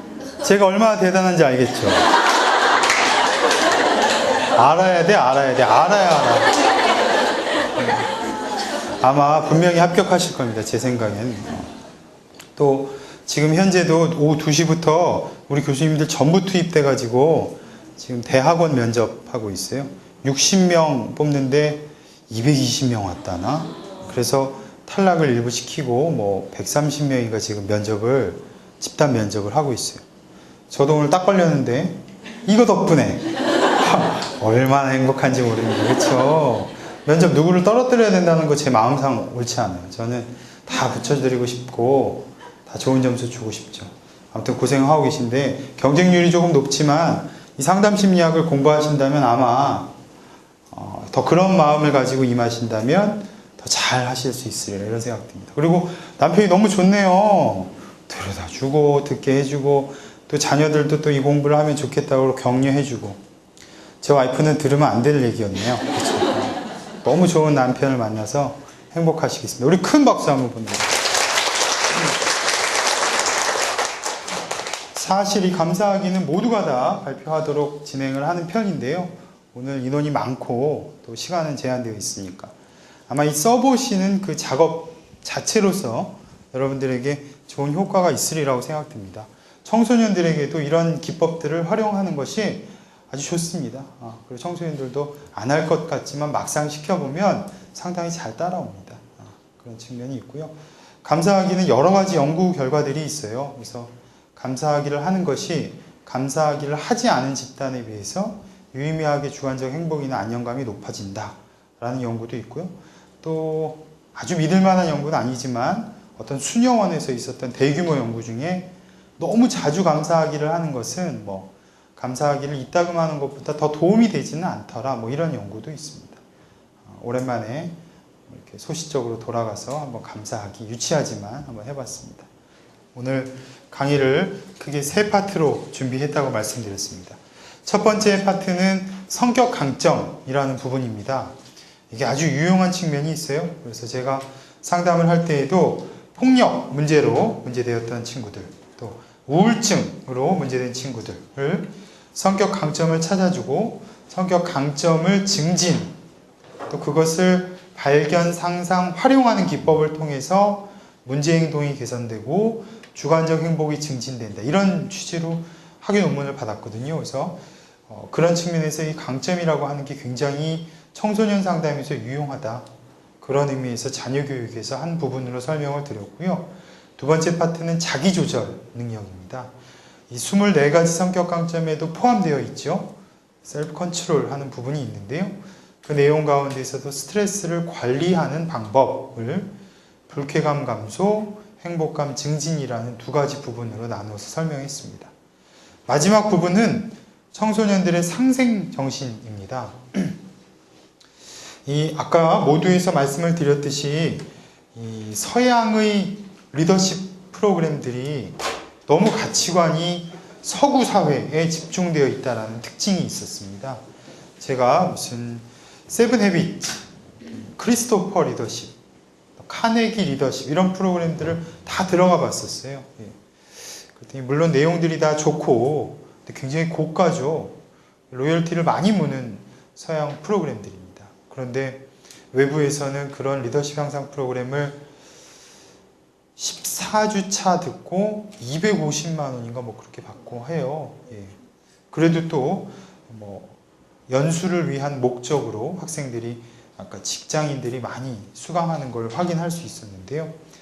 그래서 만든 게 동양적인 가치관의 리더십 프로그램. 이게 말이 리더십이지 사실 청소년의 긍정적인 성품을 함양하는 프로그램으로 개발된 겁니다. 그 내용에 포함되어 있는 게 바로 이 상생정신이라는 부분이 있습니다. 요새 보면 우리 청소년들이 교권이 무너졌다, 또 너무 이렇게 청소년들이 버릇없다 이런 얘기들 많이 듣죠. 그리고 굉장히 이기적인 가치관, 물질주의적인 가치관이 팽배해 있습니다. 어디 가서 청소년 상담하면서 물어보면 꿈이 돈 많이 버는 거, 잘 사는 거, 좋은 차. 물론 청소년들이 그런 데에 관심을 보이는 건 지극히 당연한 일이긴 하지만 최근 한국 사회의 청소년들이 그런 모습에 너무 집착하는 부분이 있다. 이거는 대학생 애들도 마찬가지입니다. 그러니까 어떻게 한편으로 보면 치열한 경쟁 사회가 낳은 또 경제적인 가치관이 너무 중요하죠. 대통령을 선택하는 데 있어서도 경제를 살리는 문제를 두 후보가 모두 다 공공연하게 내세우고 나섰었죠. 그런 의미에서 동양적인 가치관의 청소년 프로그램에서는 상생정신, 자리이타의 정신이 꼭 포함되어야 한다라는 의견들이 반영이 돼서 이 프로그램이 포함이 되었었습니다. 그 프로그램 내용들을 길지 않게 짧게 살펴보고 동영상도 시간이 되면 2개, 안 되면 1 정도 같이 보도록 하겠습니다. 이 토끼와 거북이 이야기 잘 아시죠? 그렇죠? 모르는 분들 없죠. 근데 거북이가 비난을 받기도 한다라는 거죠. 왜 그럴까요? 그렇죠. 그런 지적을 하기도 하죠. 거북이는 토끼를 왜 깨우지 않았을까?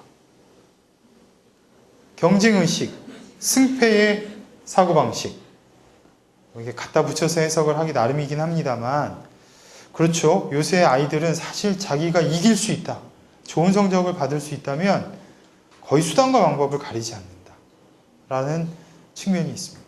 그건 어떤 저희 현대사회의 어른들이 보여준 모습을 그대로 닮아가는 모습이라고 볼 수 있겠죠. 참 안타까운 것 같습니다. 최근에 보면 뭐 어떤 고등학교에도 이제 강의를 하러 가죠. 고등학교 학부모님들이 강의 부탁을 많이 하세요. 그럼 이제 가보면 학생들이 지나다니는 걸 보면 현관문을 막 열고 가서는 뭐 뒷사람이 오건 말건 문이 꽝 닫히게. 사실 그 문 잠깐 잡아주고 있는 것 하나만으로도 상당히 뒷사람은 배려받는다는 생각들 많이 받죠. 그런 것들을 생각하기에 아직 그런 이야기하면 또 노인네 같은 얘기하네, 뭐 예의범절 따지고 있네, 뭐 이런 이야기 듣죠. 기본임에도 불구하고 그런 의미에서 굉장히 중요한 가치관이 바로 상생의 가치관, 자리이타의 정신. 어떻게 보면 불교적인 색채가 좀 묻어 있긴 한데요. 종교적인 의미 없이 한번 전달해 보도록 하겠습니다. 이런 문제 한번 드려볼게요. 이렇게 아들내미 둘이 있다고 쳐. 아들 둘을 키우시는 이 분이 계실까요? 여기 혹시? 이야. 박수 한번 주시죠. 와. 정말 고생하시네요. 그렇죠? 아들들 키우는 건 진짜 사람이 할 짓이 못했네. 진짜 고생하는 것입니다. 그렇죠? 이건 뭐 주관적인 판단이 아니라 객관적으로 봐도 그렇습니다. 게다가 또 남편까지 철없어 봐요. 아들 셋이야. 사실 엄마 입장에서는 아들 둘을 키우는 과정이 매우 어렵죠. 저도 기억나요. 저도 어렸을 때 저는 형이 하나 있어요. 무지하게 싸웠죠. 엄청 싸웁니다. 이 형제들은 싸움이 뭐 보통이 아닙니다. 엄마가 이제 뭐 미숫가루 같은 거 주면서 이제 나가세요. 볼일 보러 이제 뭐 마실 나가면서 사이좋게 나눠 먹고 있어. 그럼 이제 가세요. 그러면 이제 형이 우선 이제 미숫가루 3숟갈을 뜨죠. 그럼 제가 미숫가루 3숟갈을 받고 2숟갈을 더 뜨죠. 그럼 형이 2숟갈을 더 받고 3숟갈을 더 3숟갈을 더 받고 2숟갈을 그럼 막 여기가 난장판이 되고 뭐 떡이 돼 있죠. 미숫가루가 아니라 이건 미숫떡이에요. 엄마가 돌아와서 막 개패듯이 많이 때리시고 뭐 이런 일들이 벌어집니다. 왜 그럴까요? 그게 경쟁이죠. 경쟁. 시블리 라이벌리라고 해서 이 형제 자매들 사이에는 한정되어 있는 부모의 사랑을 나눠 먹으려고 하는 욕구, 그건 당연히 생존 욕구입니다. 그런 가운데에서 조금 더 차지하고 싶은 경쟁심이 싸우게 되죠.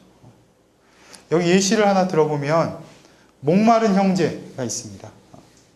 형제에게 컵의 모양이 다를 때 싸우지 않고 서로 만족하면서 물을 따라 마시게 할 수 있는 방법이 있을까요? 대답하실 수 있는 분. 네.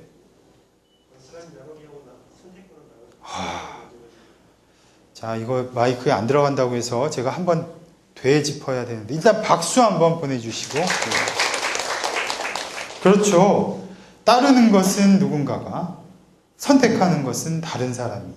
그래서 이게 one cut, the other chooses라고 하는 유명한 이렇게 뭐라고 그러냐, 상생과 관련된 예시로 많이 나오는 부분입니다. 그렇죠. 물컵의 모양이 다르기 때문에 두 사람 다 만족하기가 어렵죠. 물컵에 물을 따르는 것은 한 형제에게 시키는 거죠. 네가 가장 공평하다고 생각되게 따라봐. 그래서 이제 따르고. 선택은 다른 친구가, 따르지 않은 친구가 선택하도록 하다. 이게 뭐 유명한 일화입니다. 이 국제사회에서도 뭐 석유 가지고 분쟁을 했을 때도 뭐 이 해결법으로 해결했다. 이런 예시가 있어요. 상생의 정신. 가장 지혜로운 선택을 하도록 돕는 방법들이죠. 모든 게 이 방법대로 해결되지는 않습니다. 그렇지만 조금 더 다른 사람까지 배려할 수 있고 모두가 만족할 수 있는 방법을 찾는 가치관. 그런 가치관들이 자리 잡은 청소년들이 성인이 되어서도 사회에 기여를 할 수 있겠죠. 무조건 내 것만 찾지 하는 이 현실적인, 물질론적인 관점들로 자란 청소년들을 기대하기는 좀 어려울 것 같습니다. 자, 오늘 그런 예시를 하나 같이 살펴봤고요. 그런 의미에서 자리이타라고 하는 부분은 자신의 이익과 더불어 타인의 이익을 소중히 여기는 것들입니다. 또 이와 상응하는 가치관으로 상생, 서로 조화를 이루어 함께 공존하며 살아가는 가치관이라고 말씀드릴 수 있죠. 청소년들이 그런 모습으로 자라줄 수 있으면 가장 좋겠죠. 얼마 전에 저도 어린이집 추첨이 있었어요. 그래서 도대체 돈 내고 어린이집을 보내겠다는데 뭔 추첨을 한대요. 가서 막 뭐 추첨권을 뽑고 뭐 하고 막 탈락한 사람들은 막 탄식을 하고 뭐 된 사람들은 막 깨우하고 막 그러니까 저는 가서 이제 관심도 없이 이제 스마트폰이나 이렇게 만지고 그러고 있었어요. 그런데 한 사람을 보면 돼. 한 사람. 19명의 부모. 제가 애들까지 다 데리고 갑니다.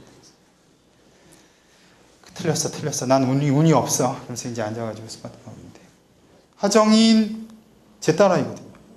1번으로 된 거예요. 제가 막 일어나서 막 소리를 지르고 생각해보니까 제 딸한테 너무 창피한 거예요. 제가.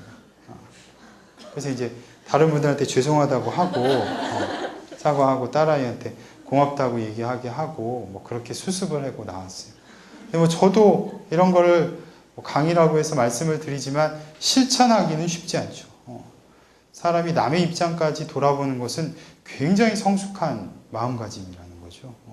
쉽지 않지만 그렇기 때문에 배우고 가르치고 그런 가치관이 녹아들 수 있도록 모범을 보이는 게 부모님 입장에서의 도리 아닐까 이런 생각 해봅니다. 그래도 저는 됐어요. 저는 됐습니다. 여러분들도 한번 머릿속으로 짧은 시간이지만 생각해 보도록 합시다. 삶의 위기의 순간을 헤쳐나갈 수 있도록 나를 도와주었던 손길 기억하시나요? 또 사소한 일상에서 활력을 찾을 수 있도록 나를 인도해 줬던 손길 늘 옆에 있었기에 미처 그 고마움을 잘 못 느꼈던 손길들 있죠? 여러분들도 어려운 시기들 힘든 시기 물론 지금 그런 시기를 겪고 계신 분들도 계시리라고 믿습니다. 그런 때에 나를 잡아주고 도와주고 이끌어줬던 손길들 사실 여러분들 지금 현재 주위를 한번 돌아보시면 온전히 내 힘으로 얻은 것 하나도 없습니다. 그렇죠? 여러분들의 머리, 뭐 안경, 가방, 연필 한 자루, 물 한 모금도 다 누군가의 손길과 도움이 있지 않으면 지금 이 자리에 같이 누릴 수 없는 것들이 많죠. 그런 의미에서 사람이 사회적인 동물로 살아가고 있는데 다른 사람의 입장을 고려하지 못한다는 건 잘못된 부분이 아닐 수 없습니다. 한 가지 동영상 한번 같이 보도록 하겠습니다. And I love traveling around the world, fishing, golfing, and swimming. I love living life. I am happy.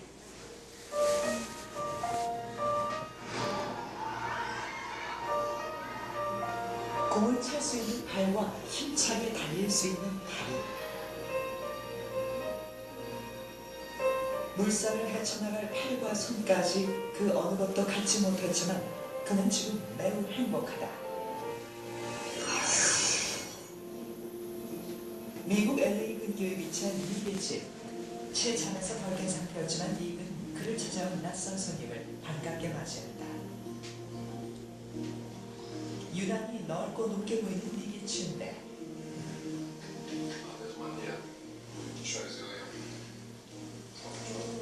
그나마 손발이 되어주는 친구들의 도움이 있어서 닉은 수월하게 출근 준비를 할 수 있다.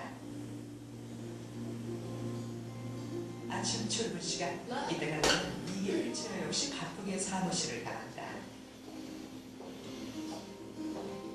도착하자마자 닉이 하는 일은 여느 직장인과 마찬가지로 이메일을 확인하는 것이다. 타자를 칠 수 있는 것은 두 개의 발가락뿐. 때문에 동료들의 속도보다는 느리지만 닉의 타자 실력은 그리 나쁜 편은 아니다.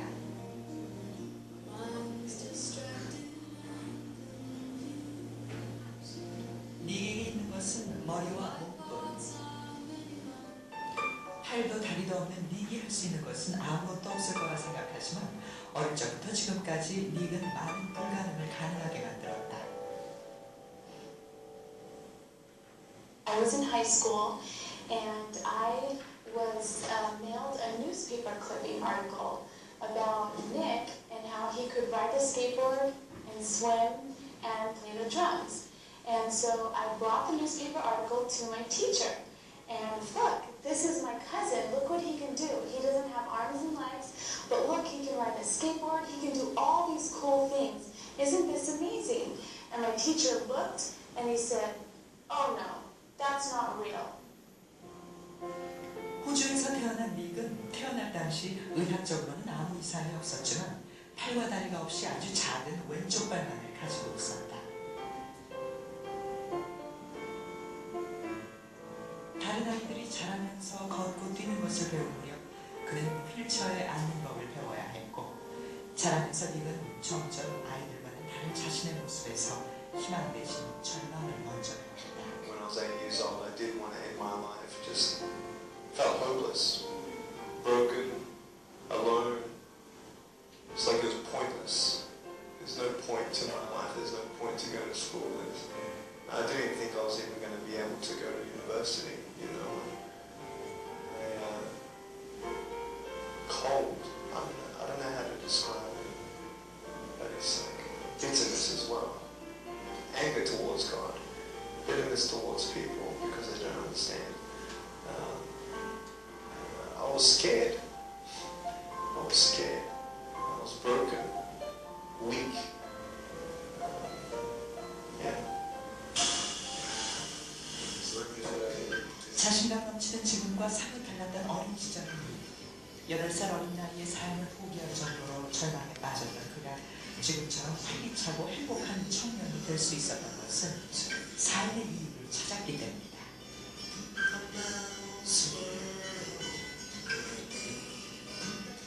첫 번째 그가 살아야 할 이유가 된 것은 바로 부모님과 친구들이었다.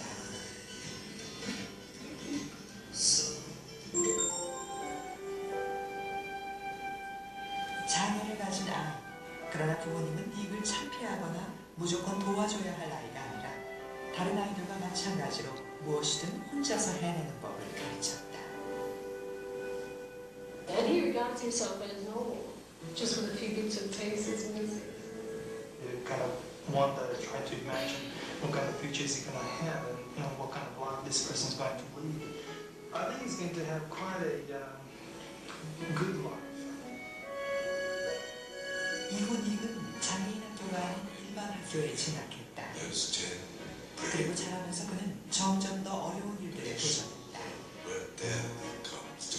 운동을 즐기고 친구들과 여행을 하는 것은 물론 대학에서는 회계와 재무학을 복수 전공할 만큼 그는 자신의 활동 무대를 만들었다. They didn't want me to feel sorry for myself. They wanted me to be like everybody else, and so they treated me like everybody else. And I realized more and more as I grew up that the way that I saw myself, that's how everybody else saw me. So if I wanted to feel sorry for myself, then everybody else would say, oh, you know, poor guy. But now that I wasn't feeling sorry for myself, you know, people had respect for me, and I started seeing an inspirational sort of side to my life. Yeah. 그리고 청년이 될 무렵 닉에게는 두 번째 삶의 목표가 생겼다.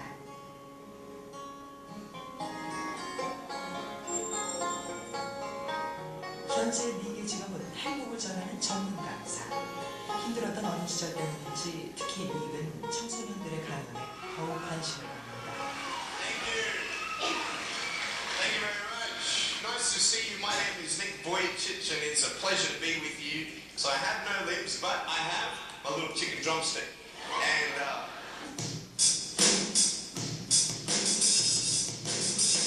so it's like. You like that? That would be really cool if I could get this and get some techno going like. Here we go. 1, 2, 3, 4.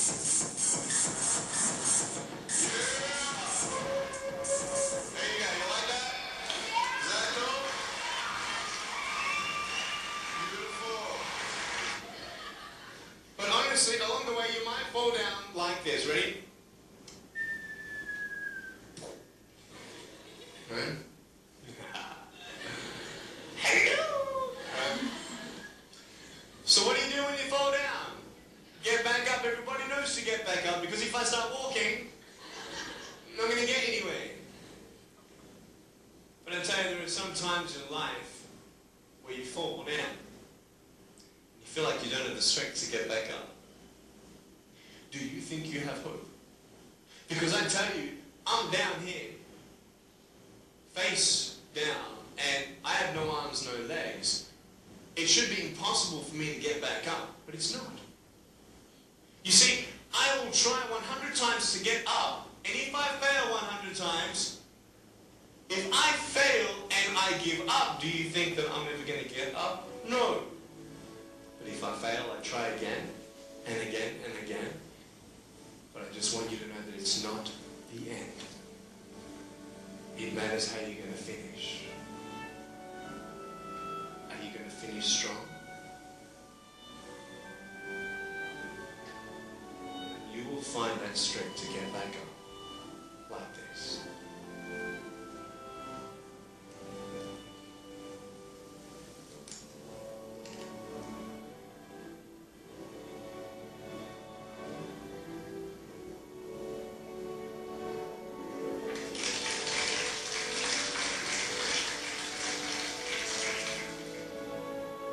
자신의 온몸을 내던져 연설하는 닉의 몸짓은 강연을 들은 아이들의 마음을 깊이 남았고, 그 감동은 연설이 끝난 이후에도 계속 이어졌다. 그리고 닉의 감동적인 사연은 그가 주로 활동하는 미국과 호주뿐만 아니라 전 세계로 퍼졌다.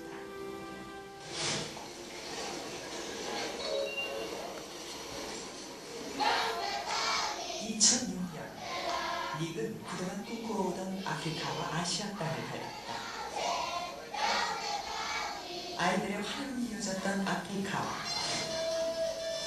그 숫자를 헤아리기도 힘들 정도로 많은 사람들이 모였던 인도의 강남까지 그는 자신을 찾는 곳이라면 어디든 달려갔다. 그것은 단지 강연을 위한 것이 아닌 또 다른 목표의 실천이었다. How much we can do with our money, and how far it goes over here in Cambodia to help food, with clothing, with shelter, and fresh water. And this is why we're here, man. We're here to change the world. 자신도 사회적 약자일 수밖에 없는 위치지만 닉의 눈은 더 먼 곳에 약한 사람들을 향했어.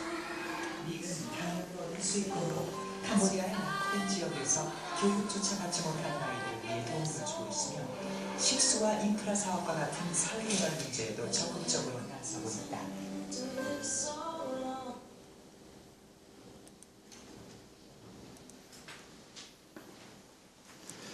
잘 보셨죠? 예. 닉 부이치치라고 해서 우리 처음에 소개했었던 오토다케하고 비슷한 역할인데요. 어려운 상황에서도 희망을 잃지 않고 다른 사람들에게 공헌하는 삶을 살고 있는 대표적인 인물 중에 한 사람입니다. 자, 그래서 오늘 작은 기부에 대해서 한번 이야기를 나누어 보도록 하고 한 10분 이내에 마무리하도록 하겠습니다. 자, 굶주림으로 고통받고 있는 어린이들 한번 계산해 볼까요? 지구에 살고 있는 총 인구가 약 67억. 그 가운데에서 경제적 문제로 굶주림에 시달리는 인구가 약 10억 명에 이른다고 해요.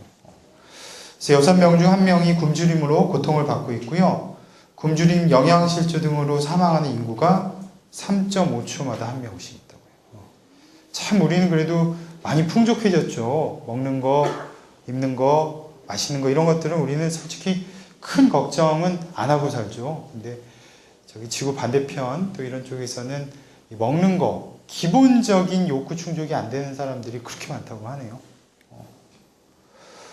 또한 청소년들에게 자원봉사라고 하는 활동이 있습니다. 그래서 잘 아시는 우리 학부형님도 계시고 잘 모르는 또 분들도 계실 텐데 억지로 자원봉사를 막 해서 점수를 받으려고 하는 경우들 많이 봅니다. 사실 그렇게 하는 것보다는 꼭 자원봉사를 해야 한다면 그 활동을 통해서 삶의 의미를 발견할 수 있는 작은 것들을 해볼 수 있도록 유도하는 게 올바른 자녀 교육이 아닐까 이렇게 생각해 봅니다. 일상생활에서의 작은 나눔, 아까 우리 닉 부이치치가 어려운 삶 속에서도 세계를 돌아다니면서 강연하는 거 보셨을 겁니다. 이처럼 작은 나눔과 기부 이런 것들이 실천될 수 있다면 100마디 말의 강의보다 한 번의 실천이 더 소중할 거라고 생각합니다. 또 하나의 동영상이 있는데요. 이걸 보기는 좀 시간이 부족한데요. 간단한 동영상입니다. 그 아프리카에서 우리 초콜릿들 많이 드시죠? 그 초콜릿에 카카오 열매를 만드는 그 과정이 청소년들, 특히 거기 있는 어린이들이 많이 다친다고 해요. 칼질도 하고 뭐 약을 뿌리고 이런 과정에서 신체적으로, 심리적으로 많이 다치는 과정들이 있는데요. 그렇게 착취적으로 해서 얻어지는 값싼 초콜릿이 아니라 공정무역이라고 하죠. 제가 하나 문제부터 같이 풀어보고 들어갈까요? 1,000원짜리 초콜릿을 살 경우 카카오를 생산하는 노동자의 몫이 얼마나 될까요? 답이 나와 있어서 그냥 공개하면 10원이라고 해요. 그렇죠? 그러니까 그렇게 고생하고 착취적으로 일을 했던 애들한테 돌아가는 건 고작 그 가치밖에 없다고 하네요. 그래서 요새 유행하는 게 공정무역 커피, 공정무역 초콜릿 이런 것들이 있죠. 그런 걸 구매하는 거. 물론 다른 값싼 초콜릿보다, 다른 값싼 커피보다 좀 비쌀 수 있지만 그런 것들이 조금 더 많은 혜택이 그들에게 돌아갈 수 있다고 합니다. 내가 만드는 아름다운 1%, 가진 것의 1%를 나누겠다. 또 나눔은 내가 있는 곳에서 시작된다. 나눔은 생활 속에 작은 습관이 되어야 한다는 거죠. 그래서 저도 이런 강의를 하면서 조금 해보려고 많은 것들을 이것저것 실천해보고 있습니다. 그리고 또 아직 뭐 실천하지는 못했지만 우리 상담 심리학을 전공하는 사람들이 할 수 있는 실천들이 있습니다. 최근에 여러 가지 자연재해 같은 사건, 사고들 많이 나오고 있죠. 그래서 삼풍백화점 사건, 또 미국에서는 이제 9.11 테러 이런 거 있었죠. 그런데 이제 외상 후 스트레스 장애로 넘어갈 수 있는 그런 목격자들, 경험자들에게 투입돼서 즉각적인 심리 치료를 실시하는 것들. 이런 것들은 심리학 전문가, 상담 심리 전문가, 임상 심리 전문가들이 나눌 수 있는 1%다. 그래서 저도 유성진 선생님하고 진지하게 그런 거에 대해서 계획하고 있습니다. 그래서 앞으로 여러분들도 상담 심리학을 전공하시고 다른 사람들에게 1%의 내가 가진 재능으로 기부할 수 있는 기회가 있다면 이런 실천을 해보는 것도 가치 있는 일이다 라고 말씀드릴 수 있겠습니다. 그래서 나눔 계획표를 한번 써보는 것을 계획하고 왔는데요. 시간 관계상 어려울 텐데 한번 머릿속으로 좀 되새기고 있다면 이런 기회가 생기면 아마 출발하는데 어려움이 좀 덜하지 않을까 이런 생각해 봅니다. 청소년들에게도 이런 모습, 또 여러분들의 자녀들에게 이런 모습이 아마 가장 좋은 모델링이 되지 않을까 싶습니다. 자, 그리고 자녀의 발달 단계에 따른 부모의 역할을 좀 정리해 봤습니다. 왜냐하면 여기 계신 우리 학우분들의 자녀들의 연령이 다 다르죠. 저처럼 뭐 3살, 4살 이런 꼬맹이들을 키우고 있는 우리 학우분들도 계시고, 또 어떤 분들은 이미 뭐 대학에 보내놓은 분이 있을 수도 있죠. 그래서 각 발달 단계에 따른 부모의 역할과 주요 과업과 해야 할 일들을 좀 정리해 봤어요. 한 번쯤 내가 해당되는 영역을 읽어보시고 어떤 식으로 심리적으로 그들에게 적절한 자녀 교육을 할 수 있는지 한 번쯤 고민해 보시면 좋겠습니다.